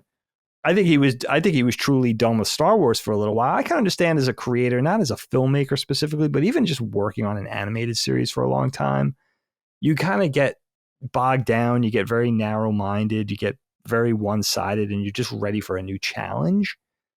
And I like, I'll talk about this in my topic a little further, but it is weird how he sort of lost the thread. And I think when, he wholeheartedly, I think even in 2012, it's not that long ago. It's what are we talking about? A dozen years ago. I think he was wholeheartedly, even at that point, felt ready to divest himself from Star Wars, especially after the criticisms around the prequels. It's the tragedy of, I think, doing that maybe rashly and then saying like, there was a clear regret. Even though like the interviews that we saw and the footage we saw of him afterwards was very curated, you could still see in him there was some sort of definite, palpable regret. It's a sadness I almost felt, especially in that 60 Minutes interview I brought up. There's like a sadness to him. He knew he made a mistake. Yeah, he did. Because it is his baby. That's the thing. You know what I mean? It's his thing. He originated it. He's the grandfather. Or the godfather. And they rejected his ideas for the movies, right? Yeah. Like he had a totally different idea for what the new movies should be. So I think he had a little bit of a, like, I think he thought he was going to be more included than he ended up being, which I don't think was a bad idea. I think that you would be foolish to have bought Star Wars, especially for that amount of money, and then been like, and we're going to keep George Lucas involved. It's like that was kind of the purpose, wasn't it? Like to get it away from him. So maybe it was almost worse to have him involved. Right, to say like, George, you weigh in on this, but we're gonna, we have the fortitude, we have the latitude to say like whether or not we take your ideas, and then largely rejected his ideas, which he has said. I weighed in on this and they totally ignored me. It might have been better it might have been better for his ego to have not been involved at all. Totally. So it is interesting that they wanted to be respectful, but it really turned out to be pretty disrespectful. And, they bought it from him, I guess. And I'm guessing J.J. Abrams, Rian Johnson, like that contingent of filmmakers that are a little older than me, like that generation, they talk about it in front of the camera respectfully, but they didn't like the prequels. They wanted to take Star Wars in a different direction. That's why it's weird that they were equally as unsuccessful, if not more unsuccessful, than the prequels under these guys' stewardship. It's it's so Star strange. Wars was never good. That's why you can't make Star Wars good. It's a really powerful theory. I'm sorry to say it. Like maybe that's as much of a working theory as any other for me. Like it was lightning in a bottle, and you can never recapture that. Yeah. It was the first mega franchise in films, and that's legacy. You were talking about Colin about why there was no empire building of Star Wars, because I don't think there was any kind of template for that. Star Wars was a template, right? Right. And so that's why he was just kind of building it on the fly. So that's why I was like, oh yeah, Taco Bell, the Darth Maul cups, and and Star Wars pod racing for the N64, like all this shit. This is really I think the first time when something like this really, really fired up to that extent. Like the Teenage Mutant Ninja Turtles, we mentioned them earlier too. Sure. TMNT is a huge part of that too. They made the movies, right? And that was a huge part of their history, where they went up to Kevin Eastman and Laird, and they were like, yo, we can just build a whole like franchise out of this. But after TMNT 3, they're like, okay, well, we're done. That's the end of Ninja Turtles in the movies now. Yeah, the trilogy approach in some sense. The trilogy approach, right? And, exactly. Yeah. And it's a great point, and I do.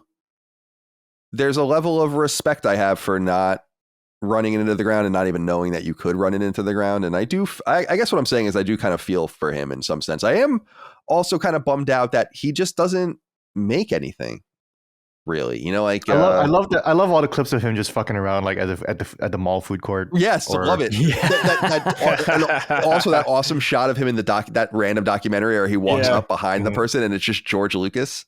It's like, what the fuck are you doing? He's just out here living his life in the background like a complete side character. Like he's not George Lucas. Yeah. Exactly. Total NPC. People say they would see him in Seattle and Starbucks all the time, just sitting there, or San Francisco, wherever he was. Like he would just be sitting in a corner table in Starbucks with his laptop, like not doing anything. He's also super old and he still looks the same. It's incredible. He's always always really have you guys seen the photos of Clint Eastwood? Like he looks terrible, man. Like he's definitely Well, he's like out. 90 something. Yeah, he's 93. He's But like George Lucas is old as shit too, and like he still looks like a Kris Kringle motherfucker, you know? Yeah. He really does. He hasn't changed.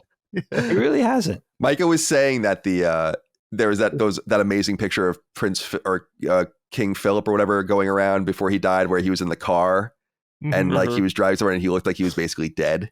Yeah. And she was saying that the Clint Eastwood pictures are like the new versions of those that have been coming out of but it. then you see George Lucas. I just looked up photos of him and he's still got rosy cheeks, all the blood still flowing through his veins and everything, you know? He's still fucking healthy as hell, you know? Well, he's coming back. He's excited, man. He's going to do a film. Maybe he's doing a film. I was smiling earlier because I would absolutely watch the shit out of Episode X, Star Wars Episode 10, directed by George Lucas. I'm like, fuck it. I'm 50 now, you know? I'll watch this shit, you know? Yeah, it's like, whatever, dude, I guess. I liked the original plan for the anthologies. I give up Star Wars. Fuck it. You know, you brought George Lucas back just for this? Okay. Remember they were the only going thing to that would cook get up. me to the theater really is if it was him, just out of sheer curiosity, be like, oh, Yeah, Same. absolutely. Weird as hell. Let's do it. I mean, Yeah, even if it's absolutely terrible, I would go in there and I would enjoy it because I'm like, you know what? I'm glad that they gave it back to George. Yeah, and he's It's smart. having some fun with it too. So if they're not, I would watch going it just as to watch an artist like have fun with his own shit finally again. You know? Yeah, that's good incentive. If they're not going to leave it alone for a while, which is Plan A, then Plan B would be to give it back to him. Just just for interest, nostalgia. It's interesting, I love the original plan had it gone well of doing trilogy movies every so often, and then they were going to do. Remember that the plan was to do an anthology film, like an offshoot film, in between the mainline films. So they did Solo, They did Rogue One, and that was going to be the ongoing plan. And had it gone well, I don't know how, in what universe it could have gone well, because the oversaturation alone is a problem. But had it gone right, then that would have been kind of cool. It'd be kind of cool to see George Lucas direct a one-off. Like not a trilogy, just an whatever anthology Star Wars thing he has to come up with, though. It's got to be his brainchild, too. That's important, I think. It's got to be his from inception, I think, because I want to see a legitimate, genuine attempt to him to return to his thing. And I don't know, man. I give it 50-50 odds. I give it could be a complete disaster again, or it could take on that sort of guise of, you know what, he would never make that mistake again. It's that whole thing of like returning to the well, and he knows exactly what not to do now. You know what I mean? There's hope in that. It's like, all right, we're not going to see a Jar Jar Binks. We're not going to see, we're not going to see the Force misexplained. We're not going to see all these egregious things. It's just going to be. We're not going to see Rick Ollie. Well, hopefully we see Rick Ollie. Dude, why did they let that? His performance is so bad. That guy's performance is so bad in episode 1 that I would have been like, listen, like we got to recast this immediately. Like we it kind can't. of fits though, the wooden performances. I don't know. It just works in that movie. It's so bad. It's the least of its problems.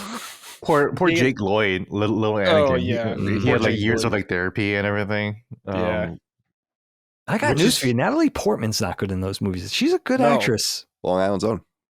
Long Island's own Natalie NP. Yeah. But same thing as a Hayden Christensen. It's just like if you don't have the tools, I don't even know what it is because I'm not an actor, but if you don't have the tools of a Harrison Ford to make it your own and just supersede the director, because damn well Harrison Ford was just doing his vision of a character. He didn't even need Lucas on set.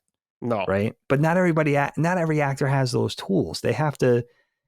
Some of those actors have a style that they need the director's vision. They need to be sort of ushered along and directed by somebody. Look, George Lucas is such a bad director. He made Samuel Jackson understated. Samuel Jackson is a Jedi in the movie, and he was a very, very understated character, Mace Windu. And it is understated for Samuel. Why is Mace Windu? Why is Mace Windu quiet? You know?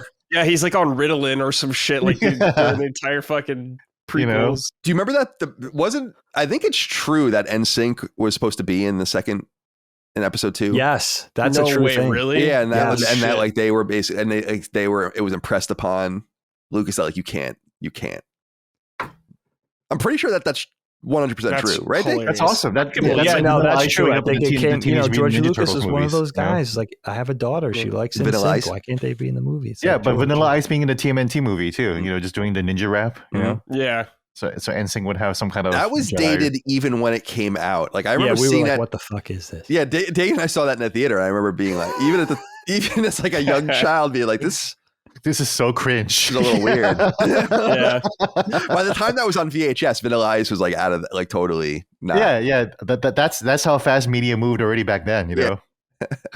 But that's a very you keep bringing TMNT up, and that was very unexpected in this conversation. But that was another case of that first Turtles live action movie, that Henson movie in 1990, I guess it was so special and just almost lucky how it stuck to the graphic novel world and was a little gritty and sort of portrayed the Turtles the way the comic books did. Like, it was a lot better than it probably should have been, and it set the tone for the rest of things to never live up to it.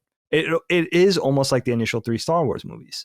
It was like it never got better than that. Yeah, it was a little perfect too. You know? Yeah, one of those things. Because the second and third, especially the third one, was like way not anywhere near as good. But the second one like had it was overproduced. Like there were too many people that knew that it was big and like needed to be all over it. So like Ninja Rap's a good example of that. The enemies, like the bad guys, because the beginning of the second TMNT movie when they're fighting in the lobby of the building over the ooze or whatever, shit's awesome. Yeah.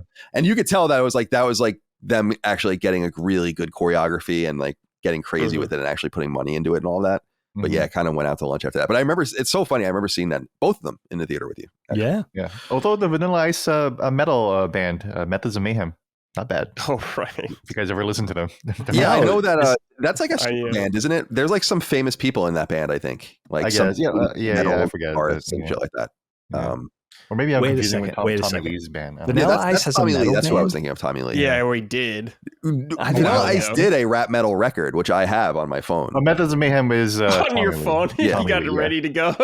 I'm sorry. Because I play Just one in of the case songs. we talked about I it. have like a drum playlist, and there's a Vanilla Ice song called "Living." That's one of the rap rock songs from like the late '90s. It's fucking dope. Oh yeah, he was just Vanilla Ice. The old drum sorry. I'm sorry, Tommy Lee. Yeah, so Methods of Mayhem was Tommy Lee's band, and Vanilla Ice is just Vanilla Ice. As a metal artist. Yeah, he like had a metal moment. Yeah. Rap metal moment. But Dagan, I got to go back to real quick. You're just talking about George doing a standalone thing and maybe learning his lessons. I want to say I believe in that, Dagan, but at the same time, Attack of the Clones was worse than the Phantom Menace. You thought he would have learned some lessons by then. I agree. It was a much worse movie. More. It's a terrible movie. Attack of the Clones is a terrible movie. Yeah, it's because like my hatred. I don't even really hate Phantom Menace because I do think it's the best of those 3 movies. It's just like I don't know. It was totally off, and it was so much wrong about it. And so yeah, I just remember because I was a senior in high school when the second one came out, and I remember the anticipation being huge because it's like, oh, this will be like the Empire of. That's what everyone was saying. And then you walked out of there and be like, damn, that's shit. Yeah, because right. Well, because we all knew what the Clone Wars were. You know, we all heard about the Clone Wars, and it's like, oh, they're actually putting it to film the Clone Wars. Oh my god, dude, that's gonna be crazy. So it's like building up the 2 towers, Helm's Deep battle, and it's just like, you know, just like, what the fuck? Just totally flopped. Yeah, and in order for Attack to be the Empire of the prequel trilogy, somebody else would have had to direct it. Let's not forget that. That's an important point. You make a good point, Brad. I mean, I don't know. And also, I don't know what the answer is for George Lucas. Like, if his vision is just bad or we don't agree with it, does the creator stay beholden to their vision and stay true to their vision, or do they change it because everybody says it's bad? I don't know, but I know it's bad. Yeah, you know what I mean? know. I know this guy. I can't even think of another example. It was definitely the first thing I stumbled upon in my life where I'm like, how does somebody who created this entire thing fuck it up so badly? I don't even know that I could think of another example of that in culture. I'm not even talking about just in film. I was talking about musically anything, right? It's like if Bill Watterson came back and did a comic strip that looked like Nancy. Be like, what the fuck?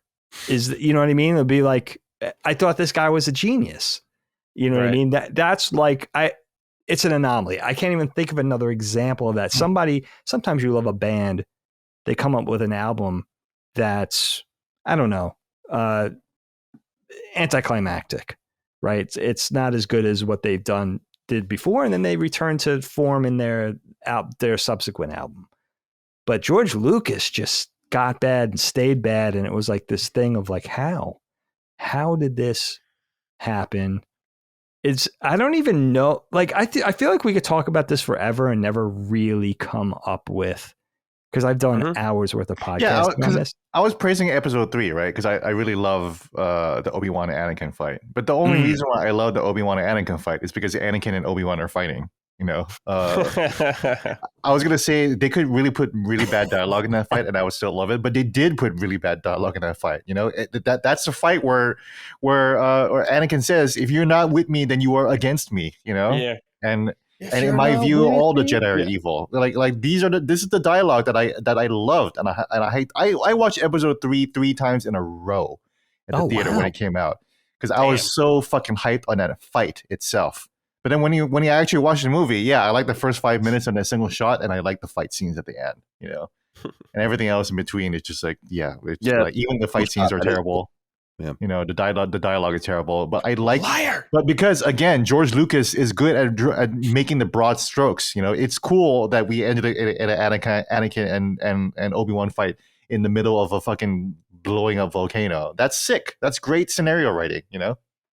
I'm going to tell you why, Gene. I'm going to tell you in my topic how that could have been, indirectly, how that could have been a lot better. And I'm going to try to make a case for the entire prequels in what I do. But Kyle, I wanted to ask you, first of all, if you're satisfied. Second of all, for everybody here, honestly, search your hearts, dig deep down for this. George Lucas, if he is coming back as alleged, are we rooting for him or against him? I'm always rooting for him. I'll be rooting for him, definitely. Yeah, I want redemption. I'm rooting against him. Hope you fail, bitch. There is a case for that. Like, there is a case for wanting him to fail in the sense that it would really fuck Star Wars up. You know? Forever. Yeah. It would prove the theory true that Star Wars is always pretty bad. You know, like it would base. So there is like this long tail argument. It's kind of like why I'm rooting for the Bruins in the against the Maple Leafs is because I want the Bruins to win for Micah, but I also just really hate the Maple Leafs. You know, kill the franchise. Kill the franchise. So it's like, but George Lucas seems like a good person. I don't know that he deserved the scorn he got. I think he deserves a little bit more respect, and I would hope that he would. Yeah, I was calling things racist, but I don't think he's racist either. No. I just think he's a dummy, probably. Like, he's just a dummy. Yeah, he's just a dumb guy sometimes. You know, call him a dummy. Just a dummy. Yeah. But so I think I am satiated on the topic. But you know what though, you guys paint a very important point for me. I never thought about it this way before, and it is why I have to double down on not rooting for him. Because let's say he makes a new Star Wars film, a one-off film, gets a cinematic release theatrically. It's so good. We're like, oh my God, this is better than Empire Strikes Back. How confounded are we going to be of like how bad he fucked up the prequels? Well, it'll never be able to be explained. If he has one more really bad movie, we'll be like, okay, obviously the original trilogy was an anomaly. He got lucky. It was carried by Harrison Ford and everybody else but George and Irving Kershner and everybody else, right? But if he has a good movie, it's going to be so much more confusing. And I just can't deal with the frustration of that. I need confirmation that he's an idiot. I think you have your confirmation already. everything he's been involved with. You've I got think enough it'd be data. amazing if this ends up being. I think the you got best. a lot of data. What if this ends up becoming even better than Empire? We're just like, oh my god. We're just like Danny DeVito in the theater seats. Like, I get it now. Star Wars. It would complicate his legacy so deeply, It really would. Because it seems more cut and dry now than And it no might end one. up being. Yeah, I don't that think it's going to be a happens- masterpiece. That's for sure. No. If this Well, is a let's say- masterpiece, because it's Star Wars. Because Star Wars always sucks. that is almost how it's going to go. Almost certainly how it's going to go. But if he does have that arc of creating the best Star Wars movie ever now, it's going to be a trajectory that no other filmmaker could ever follow. It's the most confusing, random. And I gotta say, I'm That kind of would make no rooting for sense. that. Actually, that would be kind of neat. You know, Yeah, what I it's not mean? like Spielberg had like a dark period and he just came back. Spielberg was just always making pretty good movies the whole time. And Coppola too. He's just making good movies like the whole Coppola time. And too. Scorsese too, still making good movies. Yeah, well, that's true. He is out of his mind. So yeah, so when you see the output of like other directors and him, it's like, yeah, you're the only one that has only had like one good movie. Yeah. Yeah. I mean, Coppola's had children that made more successful, great movies than Lucas has. Sophia has more good movies than George Lucas does. Yeah. And Romans wrote a bunch of good ones. So like, he's being surpassed by his godchildren, which is interesting. All right. Dave, you can all take right, it. you You can guys. take it away if you'd like, because I am good on mine. Thank you. All right. And that was a good one. And that kind of sets the plate, kind of sets the tone for what I want to talk about too. This is what I mentioned early in the show too, guys. As soon as Colin said he wanted to do a Star Wars related episode, I had this plan for exactly what I wanted to talk about. And it's something I don't think I knew kind of in passing, but never had a fully formed scheme for this. And it's my plan for the cinematic universe, or how the Star Wars movie should have been done post 1983. So after the original movies kind of wiped the canvas clean of the prequels and the sequels, how would I have done it? Okay, so first off, a disclaimer for all you prequel and sequel fans out there. We have to start by killing all of them. Even the women and the children. We have to kill all the existing things, right? And then we have to start from scratch. We have to start anew. And this is what I think I would have done. And I want to hear your guys' sort of take on what I'm telling you, but I also want to hear how you would have done it. All right. So very simple. I'm not going to go into a lot of story points. Colin and I already did a knockback about what we would have done specifically story and character wise with the prequels, but this is the template I would lay out. 83 comes, May of 83, Return of the Jedi comes and goes. We need a little rest period, I would say, for 4 to 6 years. So 87 to 89, I guess in a perfect world, we'll put it right in the middle at 1988. After 5 years pass, we return with a sequel trilogy, okay? So our legacy characters, Han, Luke, Lando could certainly be in there, R2, 3PO, Chewie, whoever. Returning, our legacy characters returning, and those actors, Harrison Ford and Carrie and Mark, returning in their prime-ish, okay? And I would say it's the legacy characters.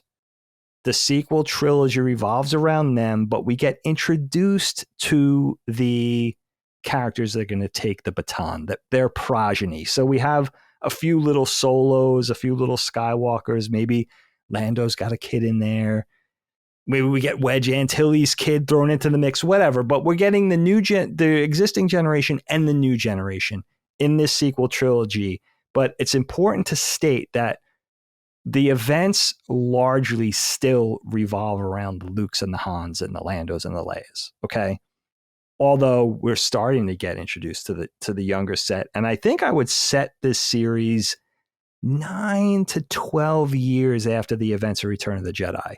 Okay, so the kids are a little older. Maybe we even have an adolescent or two in there who are going on 11 or 12 years old. And I like this because we get it's a somewhat contemporary take or continuation of Return of the Jedi, but a little time. About a decade has passed. And again, I don't really have anything spelled out specifically for the story, but I want the main actors, our beloved cast, to still be in their prime.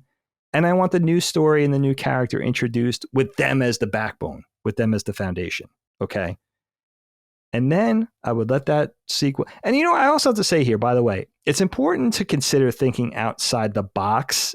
And I think we have to be careful in terms of, do we need these films to be in clusters of 3? Do we need these to always be trilogies? But I do think, in thinking about it, Star Wars just works in 3s for some reason, but especially the way I'm hatching my plan. I think 3 movies would be specifically for the sequel, direct sequel trilogy. I think it would 88, 91, 94 is what you would envision for that. I think that's fair to have them done by 95 for sure, because I want to wipe the table clean before we're even getting a whiff in real life of the special editions. I want it to be free and clear of that period. And I want it to also be relevant, but I think going from the early to mid 80s and waiting a little while to the late 80s kind of lets a new generation get in there too. So the existing generation, you got them hook, line, and sinker. But now you also have maybe have a new set. Like your age would have been perfect for that, Kyle. You're 4 or 5 years old going into the theater for the first time. So I think it's really cool for that generation, and something, again, where you had that fallow period. Now you don't have to have that. Okay. So from the sequel trilogy, I would then probably mid to late 90s, I would jump into, then I would do the prequel trilogy.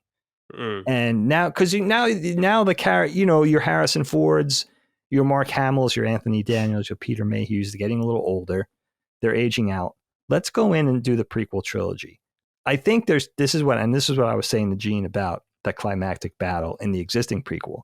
I think I don't even have any real story beats for how I would have done it. I never really fleshed that out, but there's 2 things I would emphasize in this prequel trilogy that are definitely 100% missing, that I missed the most out of what they actually gave us. And that's, you have to 100% play up the friendship, the deep friendship between Obi-Wan and Anakin, their sort of bond and their love for each other. Yeah. You have to play that up. Even if you play that up over an entire movie and a half, you have to play up this sort of mentor-mentee, mentor-protege relationship, but also a bromance.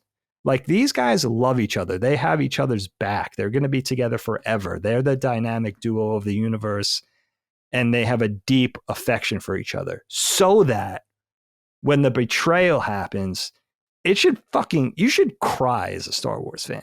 That should be an emotional thing, where there's that betrayal, there's that parting of ways, and there's that grief.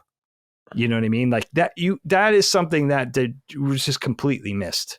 It was like, the sort of more level-headed mentor and the hot-headed protege. Like, that's as far as it ever got in the existing thing. So I think you really have to play that up for the emotion.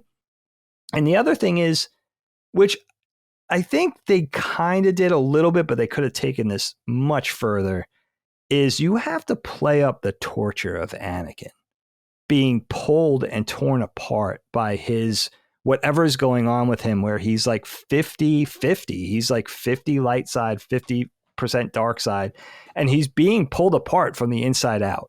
Like, it should look like it's physically hurting him. And you should, again, over the course of a movie or two, you should see that this guy has goodness in him, but he's struggling with his dark side. His dark side is taking over almost in a supernatural way. Like, he can't control it. And again, just to have that emotion, yes, the special effects, yes, the lightsabers, yes, the spaceships, yes, the badass set piece locations, but you have to have that emotional core. This is like one of the greatest movie villains ever made. What the fuck got this guy here? You know what I mean? You have to play that up. So that's really my plan for the prequel. And then I think, I'm not exactly sure when, but I think then you do a sequel trilogy similar to the template that we got, where you're now letting those baton characters, those legacy, those new characters, the progeny of our heroes, now they're taking center stage with our aged heroes in the background. Now you have another sequels trilogy where you could put Mark and Han and Harrison and everybody in the background, let them be bit players where now their kids and the next generation are taking center stage, right? So now you get them again, just less so. I think that's really I think that would have been the smartest plan for giving us Star Wars movies that worked. And I think I mean, I always brag about my Star Wars IQ. I don't think it's even knowledge. I think it's just, I have a lot of conviction in my taste for Star Wars. I think if you really stick to those tenets, those core tenets, and really that strong structural foundation, you could do a lot of things. There's a lot of play there with characters and story and location and villains. I think there's a lot of wiggle room as long as you stick to those core things, that sort of skeleton. And let me turn it over to you, Brad. What do you think of that? But also, how would you have done it, especially knowing now that you're not a big fan of what's coming after the original? I actually think that's a really good plan, Dagan. I like your roadmap. The only thing is that I think that might not work is after Return of the Jedi, whatever would be after that, I think Harrison Ford would have been like, this is it. You got to kill me. You got to take me out. I'm fucking done. Kind of thing like that. Because he wanted to die in like Return of the Jedi and shit. Like he was good. That's right. So, I think he wants to die in real life. He keeps crashing his plane, right? Yeah, that's true. How many times has he fucking crashed his plane? Yeah, that's true. You're right, dude. He's ready to go. It is a good point. And a lot does hinge on Harrison Ford. Yeah. It really does. Dagan, I think I think a really smart idea, Dagan, is introducing this newer cast, but they are in the background more so of the sequel trilogy. Because I still think, you needed Luke and Leia and Han to be the front stage and center, but you have these little seeds planted, then you bring them in.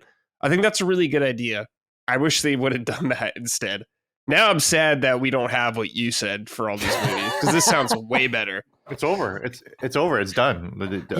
These people are too old now, so we can't do it. Yeah, we waited so dead, long. Yeah. Carrie's dead. Princess Leia is dead. Sucks. I liked your thing with Obi-Wan and Anakin, their bond, their brotherhood or whatever, like they would die for each other kind of thing like that. Because you don't get that in the prequels at all. It's more like Obi-Wan's bossing Anakin around and Anakin's a little crybaby about everything. So you lose that. And I think like the descent into the dark side with Anakin should have been, like you said, way more center stage. I think back to Force Awakens, one of my favorite scenes in that whole movie is with Kylo Ren like praying to the Darth Vader mask and him talking about struggling with the light and all that stuff. Like I loved that scene. I wish there was more of that in Star Wars. So I'm all for that kind of shit, digging. That sounds great. Absolutely. The Kylo Ren point is a good one. They had that. I remember seeing the Force Awakens trailer, just everything they showed in that. With the Vader mask, the melted Vader mask and all the things. And it's like, oh man, they got something really cool here. With the grandson worshiping the grandfather and sort of the misunderstanding of thinking like not real. What was so cool about the Kylo Ren thing? And I don't know, did they tackle this in the movie? The thing of like Kylo Ren or Ben not knowing that Vader turned before he died. Like the guy that you're worshiping for being evil wasn't. He actually was redeemed before he passed. So the tragedy of worshiping him for the wrong reasons. You know what I mean? I don't know if they ever really cashed in on that or explained that. We never got really a scene of Luke talking. Yeah, like Luke would Kylo know, Ren, so. and then maybe in a planned universe, Luke would have had a conversation with him where he lets him know that that's actually what happened. Nephew, fuck you. I'm a illusion now for some reason. I kind of love that. What do you think? How would you paint this road? Wait, what did you say, Brad? Why did him making a projection of himself kill him? I don't know. Oh yeah, Luke. Yeah, I don't know. Yeah, it's just like he just fucking dies. Like what? Why'd that kill him? They really fucked Luke up. We just have to assume that it was so powerful that he died. But that's all we have, It's just like that's the way Luke's gonna go out, dude. I mean, Mark Hamill's pretty Skywalker. Mark Hamill himself is pretty, I think, bothered. He was pretty vocal about it. Yeah. No, he was not happy when you see like behind the scenes stuff. Like he's like, I fundamentally disagree with everything you're doing with this character. yeah. the shots of Luke facing down those walkers though, that was sick. Like the individual cinematography. Last Jedi that was cool. image. That He's image like, was cool, and then he doesn't fight them. So, dude, in the movie, he's like, "What do you expect me to go out there with a laser sword to face the Empire?" It's like, yes, bitch, Yes! that's exactly what I expect you to do. You did it. Yes! Just the other things. 1983. Yes. yeah, stop trying to subvert expectations. That's when Yeah. subvert expectations became a meme, right? Right.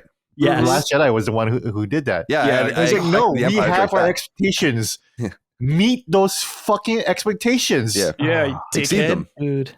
Yeah, Exceed them. exceed them even. Don't Yeah. You subvert can't them, subvert you know? expectations in a film. I really, especially in a film franchise where you only have so much time to do it. Like you could subvert expectations and do it successfully, like they did in Game of Thrones. Mhm. Like, yes, you could do it. You have the time. You have seasons of content. You could Yes, subvert but expectations. that goes back to understanding Star Wars. You don't understand Star Wars if you don't understand that meeting and exceeding hype is part of the Star Wars culture. You know, so if you're just trying to like mute that or subvert it, then you're literally doing the opposite of what makes Star Wars great. Yeah, it's fucking weird. Yeah, it's like, haha, gotcha. That's the Yeah, whole what fucking the movie. fuck, Gotcha. dude? You thought this, psych. Yeah, I don't want trickster movies. You know what the Yeah. fuck? You know, Oh, you thought Luke was passionate and talented and Yeah. interested strong in things? and Yeah, you know, like, with a strong he moral sucks. core. Yeah. And when Mark Hamill, who was there from the start, the guy's Luke Skywalker, he's saying that to you on set, and Yeah. that's not giving you pause to be like, you know what, maybe we need to go back to the drawing board tonight and rewrite this, rethink this. You know what I mean? To have the conviction that even Mark Hamill's like, this isn't right. Like, who knows Yeah. Luke better than Mark Hamill? He's been embodying this Man, character. that since line 77. pissed me off so much, Brad. What the fuck, dude? It's fucking Yeah. weird. You laser sword, yes. Yes.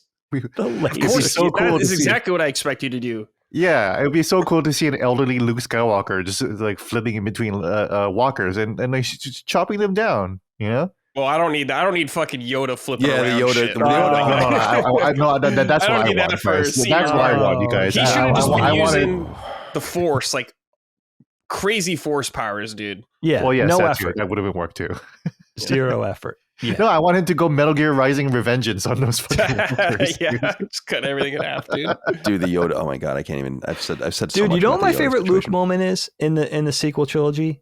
That little 3 seconds where he winks at 3PO. It's the only Luke beat they Oh, even that got is a right. good Oh. moment. You're right, Dagan. That's a the good only moment. good moment. That was a good Yeah. moment. I've watched that on YouTube, like trying to comfort myself hundreds of times. Yeah. I'm like, why can't they just take that and build it out? The- like that was the Yeah. only The thing they only got new right. scene that I watch, and I watch it. I don't watch it regularly, but I've pulled it up on multiple occasions. Is the Rogue One Darth Vader scene? Dude, Where I'm like, Yeah. It's a masterpiece. which is like, I'm like, this is arguably the coolest scene in all of Star Wars. The scene that gets Yeah. Star Wars the most. That's like, what would A New Hope look like if we could have done this? Exactly. Like, That is a scene that gets Star Wars, Right. right? yes. I'm Dude, so mad he just gave up on Kylo. It's like, Yeah. yeah, I'm fucking right. He would. Did you guys see Return of the Jedi, dude? It's like, come on, man. Yeah, it's Fuck you, really Ryan. strange. They also just like neutered the turncoat stormtrooper. They kind of didn't do anything Yeah, with they what didn't- was they that had no other, idea what to do. what was with that him. other pilot character? Poe. Poe. Oh. Yeah, they had He no was idea what to do cool, with those like- guys. They fucking killed Phasma for really they didn't even do anything with that character. It was so So weird. bad. They had all of these ways to do Mm-hmm. cool things, and I thought it was well set up actually. And it was very safe, and I don't blame them Yeah. for 1 second for being like, we're going to inoculate ourselves from any of your derision by making A New Hope again. You know, the movie you love. And Mhm. everyone knew that, and everyone was fine with that. Yeah, And I was like, okay, so cool. what will you do from here? And Mhm. it just went in a disastrous direction. It's just something that I literally just can't believe it that they let it get to that. That there wasn't a plan, like a real plan, like everyone's under contract. We have a cohesive group. We're going to have a director for all 3 of them. Maybe we'll, like I said, film them all at the same time, have it all written and like ready to go. And we know what's They going to rushed happen. it way too hard. No, but they can't make Finn a main character because he's black, and you That's can't right. have black main characters in China. Right. Exactly. right. That's That's probably Take him off the poster. I would Yeah, think take him that's off the fucking poster. That's exactly Right. what he did. You know. Right. Yeah. So that's exactly what like this backlash against woke shit is coming from, because we know that it's disingenuous because it's all about money. You know. Yeah. Because they don't believe in that shit. You know. They only well, I don't know. He was way. I'm not a Rey fan at all. I mean, I could take her or leave her, but like he was certainly the more compelling character. Yeah, like the whole Come on. background and not knowing really like his place and his identity and like where it's way more interesting than the Mary Sue knowing how to do everything immediately, moving, especially by the time you get to the third movie where they have to move so fast because Right. they basically have to do 2 movies since they just basically have to ignore or work around what happened in episode 8. So, Dig, as far as what you the were, guy, I'm sorry, Kyle, do you remember when we were talking about this? Gareth Edwards directed Rogue One, right? But Yes. there was another. It was Colin Trevorrow who initially was helming Rogue One, and then he penned a script for episode 9 that they rejected. But I like Colin Trevorrow's vision for Rogue One, even though wasn't he fired? He was fired off the project. Yeah, I believe that he was removed. Yeah. Gareth Edwards took over, and then I guess by proxy of that canceled his episode 9 script. But I wonder what that would have been. I wonder if that would have been enough.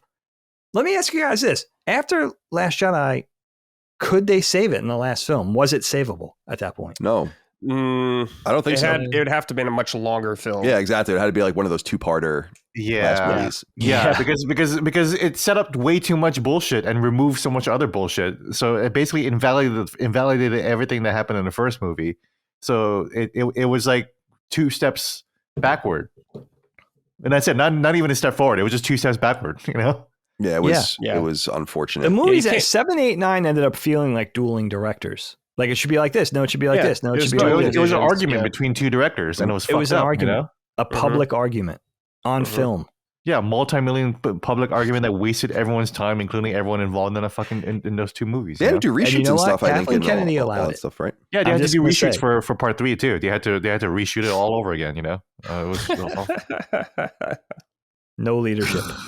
It's very fucked weird. up. It's very. I say this all the time on Sacred Symbols, but it's just worth reiterating to just nail it into people's heads as hard as possible. Is that there are so many people in positions of power that don't know anything, that don't know what the fuck they are doing, that have failed into these positions, that have them for some weird reason, or people just don't know that they don't know shit and they fake it until they make it or whatever, and they make horrible decisions that seem nonsensical to anyone that would know anything. Mhm. Like.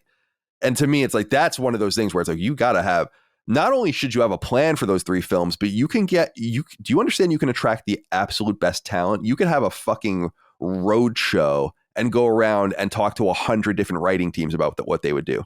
Like, seriously, are you kidding? Yeah.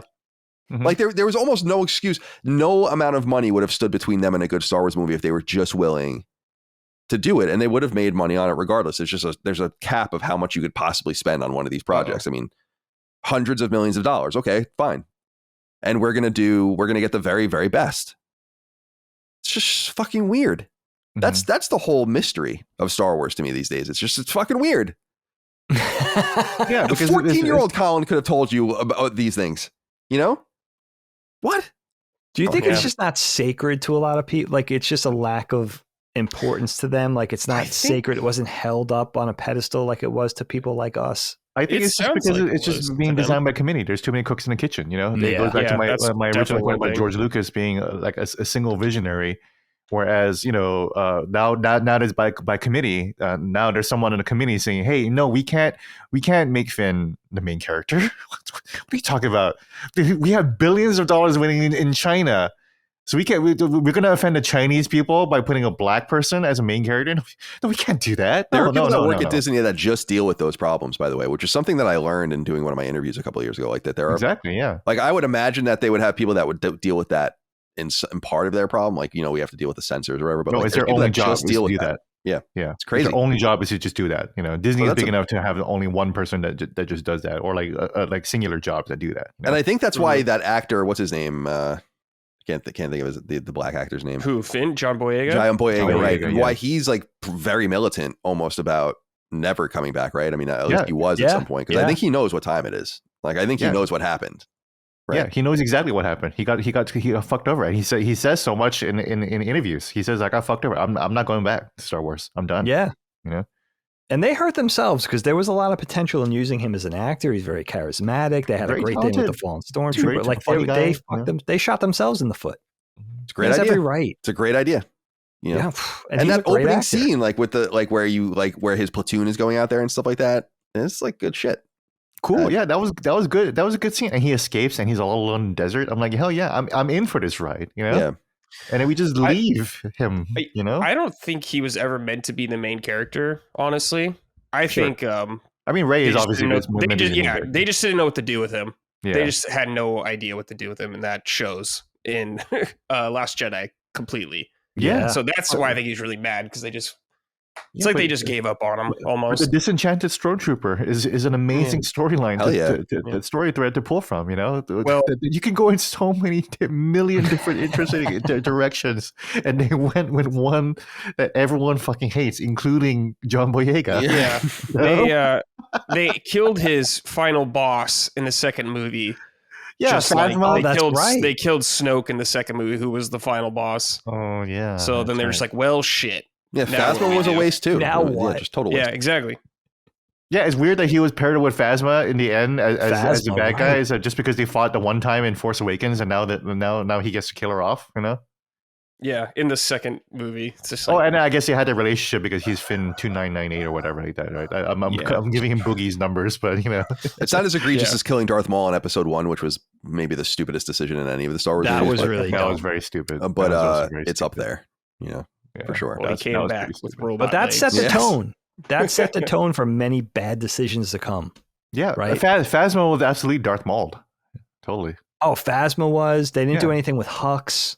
Right? There was so many villains. Fucked Hux. Hux was like my favorite character. I loved Hux. Him over. Great I loved potential. Hux so much. He was so cool in the first movie. Then the second movie, he's getting fucking yo mama jokes at him, dude. Or in Last Jedi, dude. It's like, fuck this, man. Yeah, and Poe is the one giving him the yo mama jokes. What the fuck are you doing, man? Dude. You know, fucking pieces of shit, dude. I was so mad. He had such a cool adversary relationship against Kylo Ren in like the first one. Then it's just like, hell yeah. You made him a joke. You made him a joke character. We're not even making fun of these movies. We're just saying what the movie is, and it sounds absurd, you know? Yeah, that's literally what happens is yo mama jokes. Like, that's the first thing in Episode 8. What a tone.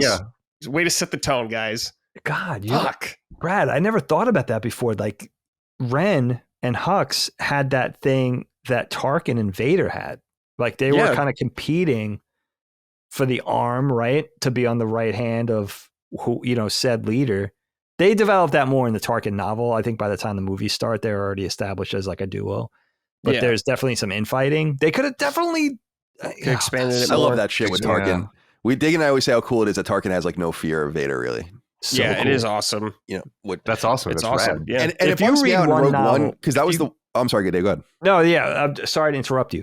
If you guys read one Star Wars novel, read that Tarkin novel. It's so well written, and it really kind of sets the tone. It establishes the whole relationship between Tarkin and Vader. So when you see them in New Hope, it explains things. It's very, very. That's the way you flesh out two characters in book form, and then take it. You know, then you whisk it off to the cinematic universe. So good, dude. Yeah, so I'd like to.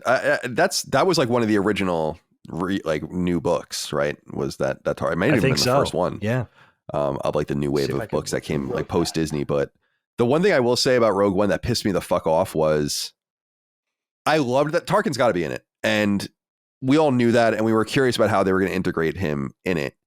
And I loved like when you first see him and they approach it, you approach him and you see his reflection in the glass as he's like looking out in space, just kind of like staring out, and I'm like, that's fucking awesome. And I was thinking that to myself, and then he turns around and you're like, oh shit, it's Pixar. Yeah, and it's like, come on, dude. You like it reminds me a lot of the Episode 8 stuff where it's like Leia's like expelled into space. It's like, you have an out. Because Carrie Fisher's fucking dead. You have an out. Kill her. Right. And then they like bring her back to life. Right. And I can't believe it. I can't believe. And so that was a moment with Tarkin that I would piss me off, because I was like, that's such a great idea to just show his reflection. Sure. And someone just playing him like with his hands behind his back, standing like a dictator or whatever, you know, and they just, it's like, what the fuck were you doing? Why did you do that? You know, lack of restraint. Right. Lack of restraint. Total lack of restraint. Yeah, that's why when CGI Luke shows up in the end of the Mandalorian season 2, like it's all like it's just him, like it's a fake person walking around with a so fake annoying face. because they got a guy that like looks exactly like Luke would too also Yeah. at this time, an actor, and they just put CGI, like even in Mandalorian later on they do that too. It's just like, just use the fucking actor. He Yeah, they looks still enough like deep him. faked it. It was weird. Yeah, They do the Yeah. same thing with Leia at the end of Rogue One too, where Yes. again, one of the most iconic shots in any Star Wars movie is her standing with the droid, Mhm. right? yeah. It's like, you don't have to show her turning around. We know Zoom who into it her rubber is. face. Oh, it's You so know, weird. like that's like such a Spielbergian thing where it's like, are you sure you know? Just in case there's anyone out there like that doesn't know, we're gonna have her turn around. And you're gonna see it. Dude, it's like, we know Yeah. Mhm. to a person that shot. Why can't you show any level of restraint? Because there's probably someone on the fucking Disney committee who doesn't know and be like, well, it'd be really helpful for the audience, the Yeah, general that's audience, huge. really, if we just show the face and if Falcon shows around or whatever, and we can get the message really clear. You know, that's what the fuck is happening with these I fucking know. stories. Yeah, Hey, you know what, Gene? You're right. They spell things out too hard. yeah. You're right. Yeah, you could go to any community college and take a filmmaking 101 class or a screenwriting 101 class and know you don't talk down to the audience, trust your audience, show, don't tell. Like, these are things you learn in high school. Like, J.J. Mhm. Abrams knows this stuff. Mhm. It is the suits. I think that's an important point. It's the executives. Mhm. They're like, no, we gotta show our face. Don't we have the technology? Can we do the cool thing where we deep fake the thing? They don't know. You know what I mean? The creators need the power to say no at a company like Disney. That's why They do, Pixar was. and they get I know fired. Pixar's struggling now a They little did more, get but fired. Yeah, that's true. Pixar, the creators need to have real creative control. If John Yeah. Lasseter, before he was ousted and Me Too'd and everything, if he didn't like something, it didn't go. He said, no, this is fucking stupid. You know what I mean? He was in charge and he was a creative person. You know what I mean? He can't just be some suit. Mhm. Disney makes, I don't have that much experience working for Disney, but I worked on a few things for them. And then instead of laying me off, they rolled me onto developing an animated project for them. And it turned out that they knew full well that they had this idea already in production in live action and still had me do the whole conceptualization of an animated version of it, knowing that it would never be a thing. It was the fucking weirdest thing. In other words, there's no way to explain why they would pay somebody, me and a small team, to develop an animated version of something that was already in the offing as a live action thing with famous actors and actresses. It was never going to be a cartoon, but they paid us to do it anyway. It was the fucking strange. I still can't explain it to this day. You know what I mean? So it's just like some things are just unexplainable. Yeah, that's under weird. these When you have a corporate- lot of money, I think, well, first of all, this is why things cost so much money, is because I just don't even, things like that are interesting because it's just like, why would anyone do something like that? Unless you just have so much money Mhm. at your disposal that budgets mean nothing to you. That you're playing with it. It's Right. play money. you Right. know? It's just strange. Yeah. Monopoly money. Give it to your people, like, or invest it in things that you're going to make, or give it back to the shareholders, or do something. But like, wait, this level of waste and fraud and like all, it's like, it's fraudulent Well, at it's some waste. level. Like, it's like, damn, dude, like the way the big business is just so mystifying to me in the sense of like the scale of the amount of money they deal with. I always thought about that even working at a company owned by Fox for many years, Mhm. where it's like, Jesus Christ, Yeah. like Hey, what is going on? Even me at the Washington Post, I'm just like, even at a relatively smaller media company, but it's still a media company that works at a global scale. I'm still like, what are we doing here? You know? Like it seems almost unusually opulent, some of it, Mhm. And do you see the exact opposite when you're like in a smaller company where it's like, damn, dude, I don't want to pay for more envelopes, Exactly. Yeah, but then when you're trying to go for scale, that's the economics of scale, right? It's like, oh, let me play with this and see how much I can grow with this, So that's why they call it seed money. That's Yep. why that's why venture capitalists do that, Yep, sure, certainly, you're absolutely I right. got offered to be a venture capitalist. I kind of feel stupid to not do that, but ultimately it would have been like, yeah, we should spend money here. Let's do that, and then I'll just get money from it. Yeah, make good, solid choices. I was always impressed, like, because IGN was still a pretty bare bones tech company by San Francisco standards, and I used to go visit my friends at other companies, both in and out of games, and just see the opulence that they were getting. Like Patreon has, I don't know if this is true anymore, but for many years, and it was cool because they're great. I love Patreon, obviously, patreon.com/lastnamemedia. They get catered lunch every day like served in hot plates where you serve yourself, and it's like all sorts of different kinds of things. They don't have to pay. And right. And Twitch, and I doubt this is true anymore, but at their height, when I used to go to the office there to see people, they had like a kitchen where you could basically just get like anything you wanted for free, like just like any drink, any snack, cereal, like just like take anything.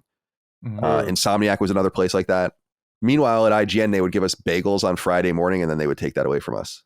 You know, Bloomberg has like a food court in every office, like a little like bunch of food, and you can just pick from the kitchen. And every Bloomberg office has a fish tank in it, a little aquarium, because Michael Bloomberg loves. Oh, every office? It's interesting. Every Bloomberg office will have an aquarium installed in it for no reason. That's incredible. Other than Bloomberg likes aquariums in his offices. So that's what happens. Nice. And meanwhile, at the Washington Post, we don't get free coffee at all. We have to pay for coffee. Yeah. I feel like it would be interesting if a place like the Washington Post And Bezos is richer than Bloomberg, to be clear. Well, because of Jeff Bezos. Yeah, but Bezos Bezos did not become richer than Bloomberg because he spends money, because Bloomberg is probably poorer because he's spending all his fucking money on aquariums, like installing them everywhere. Whereas Bezos is just not giving us coffee or anything, you know. Yeah, that's got to be the tunes of millions, right? All those fish tanks, all those aquariums. Yeah. They're not goldfish bowls. No. These are aquariums across the wall. Like if you had a fight in there, like the it would flood like a video game, like a John Wick fight. That lethal weapon like a John Wick fucking fight. You know, it's just like across the wall. It's just a bunch of fucking fish for no reason in a newsroom. Sweet. You know, I kind of love that. Yeah, and then you can just go there and just get cereal and milk. You know, land of milk and honey, literally. You know, I wonder if like there's what I was going to say was I wonder if there's a future for a Washington Post or a New York Times or whatever to just totally decentralize to the point where there's no headquarters, which would undercut so much cost, probably. You know, overhead would be cut. Yeah, it's a huge part of our costs. You know, the New York Times owns their building, so there's that. We used to own ours, and then we sold it. So, well, Gene, how much do you feel like for what you do in-house, like in-person collaboration, is still vital? Oh, you know, totally. being in the same people in the same room with your team or whatever. Oh, I totally believe in being able to work in the same room. That there is a level of serendipity that you do not get from agenda meetings. You know, we have an agenda right here in our little podcast, right? But we're focusing on certain topics. There's you can't replace the level of serendipity where you're just walking by somebody and you just have a thought and like, oh, well, let me just talk to you about this real quick, you know. That doesn't happen in meetings or in Zoom meetings or anything like that, especially in the creative sphere, you know. Yeah. Where I just like look at someone, like I'm just like in the Washington Post, I look at someone Chinese and I'm like, oh yeah, I should be translating my articles about Genshin Impact in Chinese, you know. But I needed to that idea came from me seeing someone Chinese and then thinking about that, and like me being in that mode of working because I'm in the office, right? And it's like, oh yeah, totally, I can make that connection. That kind of thought process doesn't happen when I sign into Zoom and I'm like, okay, well, what's on the agenda meeting? You know, that's interesting. No, that's well said. I feel the same way. Now that I'm back in the office, I realize that there's value to it. But the overhead thing is an issue, and I think it would have been a very different conversation had COVID not happened. I think we would be in a very different position right now with working remotely. But I think that. Or not have, I think the return from COVID and trying to cling to the infrastructure and justify the costs and everything like that. I think it's interesting, but yeah, I definitely feel that way. You know, it's a lot more convenient to work remotely, but then you realize the value of being with your teammates in the same space, at least some of the time. Yeah, there's definitely value in it, but. Yeah, I would love a decentralized, no HQ newsroom. That'd be fast, and we would save so much money. You're right. Yeah, yeah. That's what I think about. Is I know what, like at IGN when Fox sold us, we were in the MySpace building, like the building that MySpace owned in San Francisco, and I think we had to start renting or leasing it, which like totally helped upend some of the economics of the site. And I just know for us personally. Like I look at my old company Kind of Funny, and they have a big space in the Bay Area, and I'm like, damn, dude, I would not want that, because that would really be injuring our ability to to sustain ourselves. So I'm willing to sacrifice like the higher quality of content and like you said, serendipity and all of the rest that would happen if everyone was together. But it's like if I can get like 80 or 90% quality and then not have that overhead and like more safety built in a foundational level to like be able to do this for a while, then I think I'm actually willing to do that. There's no doubt in my mind if we were all in the room together, the podcast would be better. I think so too. But it's just like, what are we supposed to do? Like there's not enough money in this to do that. That's understandable. To like, it's like, all right, everyone come to fucking Virginia and we'll do it. It's like, I can't pay everyone. I would want to pay everyone 6-figure salaries to do that. You know, it's like, we can't do that. That would be hard to justify. Yeah, like there's just no way. There's just not, it's not happening. Like there's just not, the capital isn't there. So we have to make do. But I look at companies where they could also just getting into cheaper office space. Like I think there's a 35% vacancy rate in San Francisco right now. Like now's the time, dude, to like get into one of those places.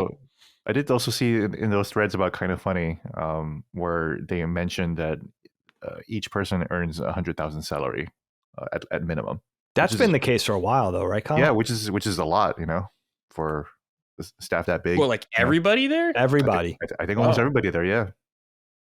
I don't know. Wow. You know, at least down to Kevin has to. Yeah, when I was, I haven't seen any of that stuff. I know, like we were making low 6 figures there, and Kevin wasn't, definitely not. But I'm sure that he is now. I mean, Kevin, dude, there would be no Kind of Funny without Kevin. Yeah. I could tell you that from the very beginning. Like maybe, you know, I don't know the situation now because they have many more people, but Kevin is like the most vital member. Yeah, of the team. Like we would be fucking shot without Kevin. Kevin, he's the young Jamie. He is, and Kevin is so interesting. Like he's one of the more interesting people I've ever met, actually. And we shared some moments where I'm like, you know, that was a nice moment, or like he did some nice things to me. For me, I told you that I have a very vivid memory of having like a really bad time. Like I had just broken up with like an ex, like several, you know, girlfriends before my current situation. And he was like, come on, man, he knew I love Chick-fil-A.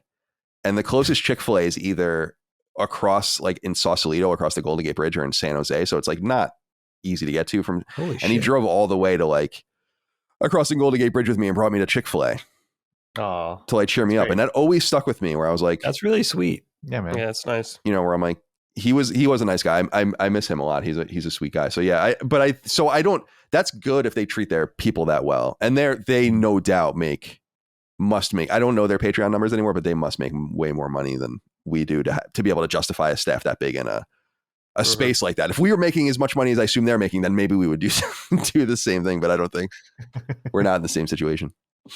I'm so tired of Chick-fil-A that I would have hurled myself off the Golden Gate Bridge if you tried. I am also tired of it now that I live in the South and like have ready access to it. First of all, it's everywhere. It is everywhere. It's always crowded. Like people love it. I'm totally over it. I haven't eaten there in years. But at that time, I was really, really into it. Yeah, you're in Southern California, so you have good access too, Brad. Right? Yeah, down there, which was like rare. Yeah, I don't know. I guess I do know why they were not in San Francisco. Maybe they were not even allowed to be in San Francisco, but yeah, probably not. Yeah, like San Jose, and it wasn't even Sausalito. It was further north than that. You had to like really go. Yeah. That might be different now, though. New York City made a big deal about Chick-fil-A in being New York City. I remember look at this anti-gay establishment in the middle of New York City. Oh my God. I'm just like, guys, come on. There was also supposed to be one built at my alma mater, and it wasn't allowed to be built at Northeastern. Yeah. They were like, we don't want you, basically, here. It's like, because there's like a food court kind of situation. Oh yeah, I am tired of Chick-fil-A too. I love Chick-fil-A. Chick-fil-A was like mythological to me because I'm like in Hawaii, so like we don't get any of that shit. You know, Applebee's is like mythological. You know, Chick-fil-A. I heard so much about. I heard so much about the chicken. I heard it was so good. So when I finally tried it, I tried it in Florida actually for the first time, and I was like, oh my God, it is good. It is good. It's delicious. I'm just over it now because I've had it so much because I live in DC and we have Chick-fil-A. There's more Chick-fil-A in DC than there is McDonald's, honestly. Oh, I think, that can. You know what? did I ever tell you guys this? I spent the first 2 to 3 years thinking Chick-fil-A was Chick-fil-A, like Philly, like Philadelphia, because I never saw it before I moved to Philly. Oh, yeah. I thought it was like a Philly thing. And then somebody's like, you idiot, it's not Chick-fil-A like Philadelphia, it's Chick-fil-A. Like, I spent years, like literally years thinking that was like a direct Philly. I think our sister Dana, our sister Dana's lived in the South for like, I don't know, almost 30 years now, I guess, something like that. But when she moved down here in like the late 90s or whatever it was, she thought it was Chick-fil-A. Because we didn't have them. I never even heard of it when I was on Long Island. Atlanta-based company, actually. Yeah, and there's a big one in the CNN building. I know in like downtown Atlanta. That's like a really nice one. Like where I ate there. Yeah, with like it's like the huge food court kind of space. Yeah, the huge food court. Yeah, I was invited to a banquet at CNN, and I didn't want to eat their food, so I just went down to Chick-fil-A and got Chick-fil-A. That's a really cool building where like the offices overlook this food court, and there's like all these like walkways and stuff. It's really, really nice. Yeah. Did you guys see the final season of Curb yet? I don't want to ruin anything. No, I haven't. No. We're working our way back through it from the beginning to kind of gear up. So I'm only in the third season right now, actually. But I haven't seen any of the last 2 seasons. So how many seasons of Curb are there? Is it 11? 9? Is it 9? I think it's 12. Know. Is it 12? Maybe it's not 12. It's probably, yeah. I should watch Curb, right? Oh yeah. Oh dude, my it's God, so Gene, funny. yes. Especially if you like George. I think you'll really like. Yeah. Would- No, I've always been interested in Curb. I just never like got into it. But of course, it's exactly the comedy that I've always like really loved. And then someone just showed me a clip of it, and I like laughed my ass off. And I was like, yeah, I should. It gets Curb. better and better. I don't know if I got through the last season. There are 12 seasons. I tried to watch Community, and I couldn't get into it. Oh, Community, I had trouble with too, and I love Dan Harmon. It's so weird. Yeah. Chris yells at me too, about that. I couldn't get into how do you not Community. like it if you like Dan? I don't know. Yeah, it feels a little outdated too, like the politics. Yeah. of it, you know? Yeah. So, Yeah, I can Definitely. understand that. I got into it too late, maybe. like Curb seems a little bit more timeless, you know. So. It definitely is because we're watching it again. I've seen most of Curb at least 4 or 5 times probably. So and Mike has too. Actually, she's seen it a lot. We're just like watching it from the beginning and like redigesting it because there's so many story arcs and like so good. Richard Lewis especially. Like there's a scene where dude. Richard Lewis like just busts into Larry's office because he thinks that he stole his phone, like his phone machine message or whatever, and it's like so funny, especially because a lot of it is improvised, you know, just like getting from point A to point B. Yeah. And so like a lot of their surprise and like laughter is like authentic and it's you would love it, Gene. It is a very authentic from the very beginning. It's It so is very good. funny. Yeah. I'm only laughing now because we're so fucking disinterested in Star Wars that we spent I the was last like, I forgot what we were the last talking 20 about. minutes talking about fucking Chick-fil-A and Curb I Your know. Enthusiasm. I guess that means it's time to wrap it up. I guess that means we're going to sunset this bit. Well, we're obviously all satisfied. So this is the LSM Star Wars Brain Trust, huh? Maybe We we would probably do- need Maddie also. Yeah, Maddie's Maddie's a a big big Star Wars fan. Maddie. Manny would be good. Forgot about Maddie. All right, so if we ever have another one, maybe we'll have a 5-some. Yeah, you can swap Yeah, me just out or whatever because Star Wars Council. Maddie likes it. It'd probably bring more balance to the podcast. True, Oh, and we have been hearing Colin talk about Star I Wars. know and exactly. bitching You about don't need Star to hear Wars. me anymore. This was my And me. people are probably like, oh yeah, you too, definitely. me Diggins. too, man. You've always been. There's part going of to be, well, that's the thing. A lot of people are going to be nodding their heads in agreement through this podcast and going to be very angry with, especially me, with this podcast. Because Star Wars is a very polarizing thing. Sure is. It's not like it used to be, my friends. It's not like it was when, let me see if I can find it. The glory No, days. oh, wait, I do have it. It's not like it was back when I had my Star Wars membership card and I subscribed to Bantha Tracks. Yeah, oh, that's right. That's Star right. Wars fan club. It's official. That's good shit. from, God, I don't even know when that's from. That's cool. I was never a member of the Star Wars fan club. That's No, cool. I was actually in the 90s. I used to get Star Wars Insider, which was the That's the right. magazine. That was that Bantha Tracks was kind of the newsletter version of that, and that turned into Star Wars Insider, which was itself a fucking racket because it was basically just a catalog of things you can buy, you know, Yeah. that you subscribe to. Speaking of May the 4th, which is right around the corner. Oh, that's tomorrow. right. I just didn't wanted even to mean flash for my that to be credentials. timed that way. funny I've always that hated that. That really bothers me. Actually, May the It fucking 4th. sucks. I also hate Mario Day, March 10. Yeah, That's so that shit yes. sucks. stupid. Get out of here. It's so fucking stupid. Gimmick. It's just corporate bullshit. But this podcast has kind of inspired me to kind of go back and play Jedi Survivor. So and it is half off on PC, so I might just play it on PC instead. Oh, Okay. maybe I'll do the same thing, Gene. Yeah, because What- there is a May the 4th sale going on, so, and Jedi Survivor is $30 on Steam. No, that's See, okay. it's good I'll for check it out. something.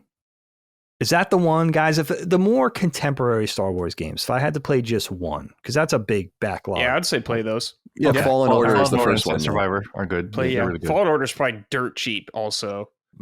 Oh, Fallen Order's another. Yeah, Yeah, there's a PS5 you version should play also. Fallen Order if you're going to play Survivor, because Fallen Order, Yeah, you Survivor's need a to play sequel. Fallen Order first. Okay. All right. That's good to know. All right. But otherwise, it's like, Like, Battlefront was the big stuff for a while, but those are not well received in their multiplayer games. Yeah. They are multiplayer games, so you would need to play multiplayer. They're a lot of fun and they're good to play solo, and there is a single player campaign which is fucking awful. So Yeah, and the second one, it is bad. I played it. Yeah, it was bad. Is it really? Yeah, it is bad. Really, really bad. Fallen Order, that's from 2019? That's Yeah. not that old. Yeah. Okay. Yeah, Not so that all old. right. It's good. It's a good game. It's by it's the good. guys that did Titanfall. Right. Yeah, Okay. good story, good game, good gameplay. Well, look at us, huh? Hmm. Another win for the rebellion. The Death Star is now a smoldering ball of charcoal hurtling through space, and we're celebrating with our fuzzy little buddies, high-fiving amongst the treetop canopies, Nope. dancing with Force ghosts. Listen, you guys, I appreciate having the Star Wars Brain Trust gathered. Disavowing our relationships with our sisters, letting that go, I want to go around the table and say goodbye to each one of you guys. First of all, the Uncle Owen to my Aunt Beru, Jean. Thank you and goodbye, my friend. This was good. I actually feel like I have said everything I could possibly say about my disdain and problems with Star Wars. I anything more I would say would just be repeating myself. I think it'd just be kind of redundant. Those are my issues. But again, there are some cool things about Star Wars, and which is why I like, I'll play Jedi Survivor. It's a good game. It's a video game. There you go. Mhm. Yeah. I like it. I like finding. But going my out, love for finding video content. games will supersede any kind of like discomfort I might have for Star Wars. If there's a good Star Wars game, if Outlaws is really, really good, maybe I'll check it out. But I'm not there for the story. That's for sure. I'm mostly there for like being able to fly around as a Star Wars bounty hunter. Yeah, And I'll play see it. how the ship combat feels or whatever. Yeah. I'm going to I pay ain't buying attention to that what shit, you guys though. say, and then I'll make my decision from there. Yeah, but it's But tough. my though. ears are pricked. Again, Star Wars Squadrons was really good, and I just couldn't get into it. But we'll see with Jedi Survivor. It's the Souls-like gameplay might do it for me. So I like putting a positive spin on the whole thing by looking at things through the lens of Star Wars video games. But listen, I also have to tell you guys out there that are listening, gotta dispel the anger a little bit. We have to give you our honest takes on these things. Everybody on this podcast has been around Star Wars for a long time. It matters to us.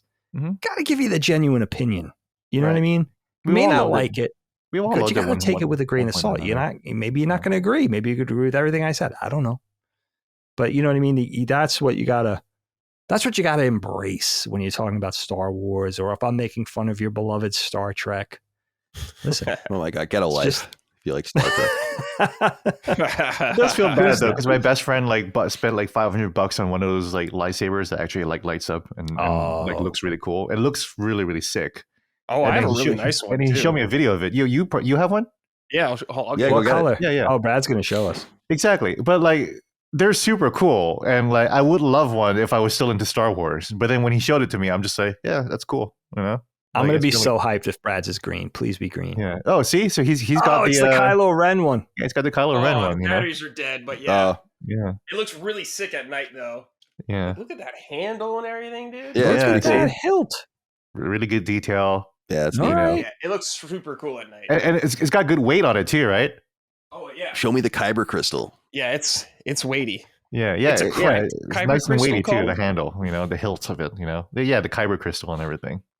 You guys' metachlorian count is impressing me right now. Oh, stop Mine's it. very Let's stick with him. Let's stick with the Salacious Crumb to my Jabba, Brad. Oh, is Thanks that for the doing this little Muppet? Wee hee hee. Yeah, that he's guy, awesome. Salacious Crumb fucking Yeah, that guy rules, rules, dude. dude. Well, yeah, He's got it Again, made, dude. Parts of cool Star Wars that's cool. That guy rules. Yeah, Salacious Yeah, Crumb that rules. guy's fucking Love awesome. that dude. Yeah, thanks for having me on. I love talking about Star Wars.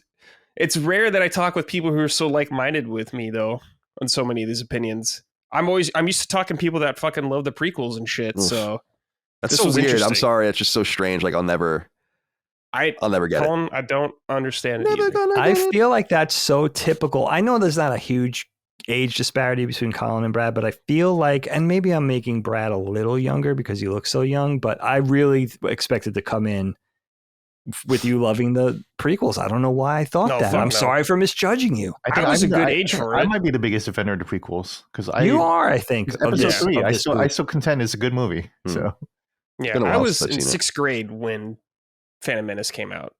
Okay. So I was like 12 or 11. Okay, I yeah, was a that good makes age. sense. So you Yeah, were the because I target was in my audience early for 20s. those Yeah. movies. Yeah, Yeah. maybe a slightly little older. Maybe Because I was in older. high school when Revenge of the Sith came out still. Hmm. Boy. Okay. Oh, so That you was were an still okay. experience. So you kind of entered and exited the Oh, whole interesting. I was in entire college when prequel that came out. trilogy over Yeah. your high school years ish, junior high to high school. Yeah. Yeah, Oh, both that's the interesting. episode 1 and 2 both came out when I was in high school, and then episode 3 That's came out when I was in right. college. Yeah, you're not that much Episode 3. older. Mm. Yeah, And episode B 3 came over out when I was here. a senior. Yeah, Colin's in only college. like 3 years older than me, I think. Yeah, And Gene, I'm I only still 3 years older respect than you. Colin. So Yeah. yeah. Oh, that's right. That's right. Yeah, you guys are really close in age, actually. Mhm. And let's end on that. The Mon Mothma to my Mon Calamari, the Mm. Kyle man. Kyle. Shout out to Mon Mothma. Yeah. That wizard's just a crazy old man, Dagan. Mon Mothma's character has legs all of a sudden, right? She's like in In everything. Andor, yeah. Yeah, I saw like an image of. I was like, oh, that's cool. She was always an interesting character, I guess. If you want to continue to just take every one of the characters that's ever been in Star Wars and make something. That's out what of it it. is. Yeah. Yeah. That's what it is. We're gonna You just get take a- every yeah, yeah, background character and just make We're a whole thing about gonna it. get 7 seasons of a Greedo backstory and Dude, Max Rebo prequel spinoff. Let's Mhm. go. Let's Drew go. McCool was always my favorite with his like he playing a little saxophone. Oh, that's your guy? Yeah, I like him.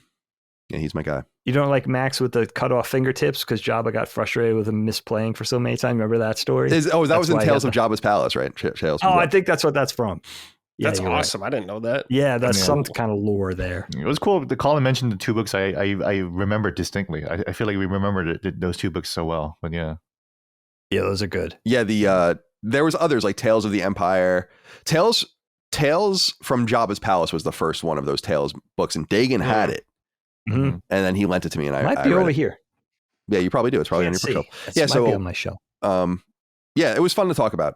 This is always going to be a fascinating topic to me. This is a seminal nerd culture topic for me. I'm actually not sure that I was ever more nerdy about anything in my life than I was about Star Wars, and true. Same. more than G.I. Yeah, Joe, yeah. more than Nintendo back in the day, and PlayStation, any band I liked or whatever. I was fucking crazy about Star Wars. Yeah. and It was the pinnacle of nerddom. It Yeah. really was. and so it's a big reason why I'm here, no doubt. I mean, I have to now appreciate you it. For hate it. So way to go, everybody. Yeah, but it sucks now. So There's still hope. Look, if these alleged rumors with Lucas coming back, this could be a timely conversation. you could call it a new hope. Yes.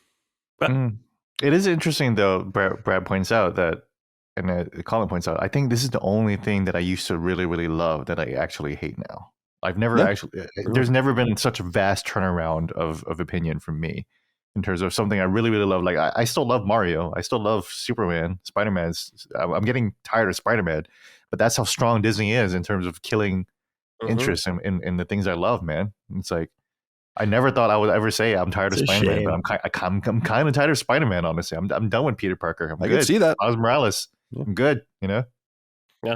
Yeah, it may just be time for a break for those things when you're feeling that. And if the Mhm. franchise doesn't cool it, you have to cool it. You have to kind of remove But some people yourself. aren't like this though. Like I see discourse of people asking, "Hey, why isn't Spider-Man in X-Men '97?" Oh, that show's doing very well. Yeah, that show is doing really well, and it's really amazing. And then why the fuck are people asking for Spider-Man in the X-Men show? You know.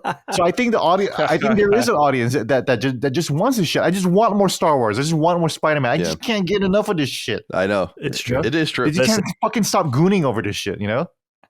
It's really, It broke a lot of hearts. weird. It's broke a lot of hearts. Why do you want Spider-Man in an X-Men show? Why? I don't like Already? Angry Gene. I don't like Angry Gene. I like warm, lovable Gene. I'm gonna change you before we sunset this episode. I want the whole attitude to change, Gene. I need warm and fuzzy, Gene. Give me it. Let me No, go I'm into my becoming Anakin. weekend with. Yeah, He's he's becoming Anakin. he's struggling. making me Anakin now, yeah. He's turning to the dark side. Yeah. Well, listen, that's our time, Force users. Thank you so much for joining in on the conversation today, everybody. We appreciate you. patreon.com/laststandmedia for early ad-free access, as always. And look, laststandmedia.store has the merch you could represent by rocking some LSM gear. This May 4th, buy that LSM t-shirt instead of a Star Wars shirt. Although, I don't mean to pimp for Disney, but there is a Rose Tico shirt with a very dramatic watercolor portrait of Rose Tico, and it says Rose Tico underneath. I don't know. It must be an older shirt from when, they thought that character was going to do well. I'm definitely getting it. And I think it's a female fit t-shirt. Not going to look that great on me. I'm getting it anyway. And I believe it's pink. If Rose Tico had like a really racist sounding Asian accent, we would remember her a lot more. Right. That's true. Yeah, not even racist. Just give her an accent. It's fine. Just let her. Just give her a little Chinese accent, and then people just remember her more. But then by committee, people are like, "No, we can't give her an accent. Why? This is Star Wars. Why do people have Chinese accents? No, Rose Tico spinoff. You never know. You don't. I'm having too much fun. We didn't even talk about Rose this entire time. That's incredible. That's great. Yeah, how did that not come up? That's good. Yeah, but it did. It did. The Casino Planet. Right. Guys, for Brad, Gene, and Colin, I've been your host, Dig in Lightspeed Attack Moriarty, saying thank you once again. And until next time, thank you for listening. Goodbye. Constellation is a product of Last Stand Media and Colin's Last Stand LLC and is proudly recorded in the USA. The show was conceived by and is directed and hosted by me, Colin Moriarty. My co-host is my brother, Dagan Moriarty. The show is produced by Last Stand's executive producer, Dustin Furman, and is edited by associate producer, Ben Smith. All Last Stand theme music is by Ramon Narvaez, and all of our graphics and logos are by Dagan Moriarty. As you know, all of Last Stand Media's podcasts, including Constellation, are fan-funded on Patreon at patreon.com/laststandmedia. The following names are at the producer level on Patreon, our highest support tier, and we're infinitely grateful for your thoughtful and kind contributions to our independent endeavor.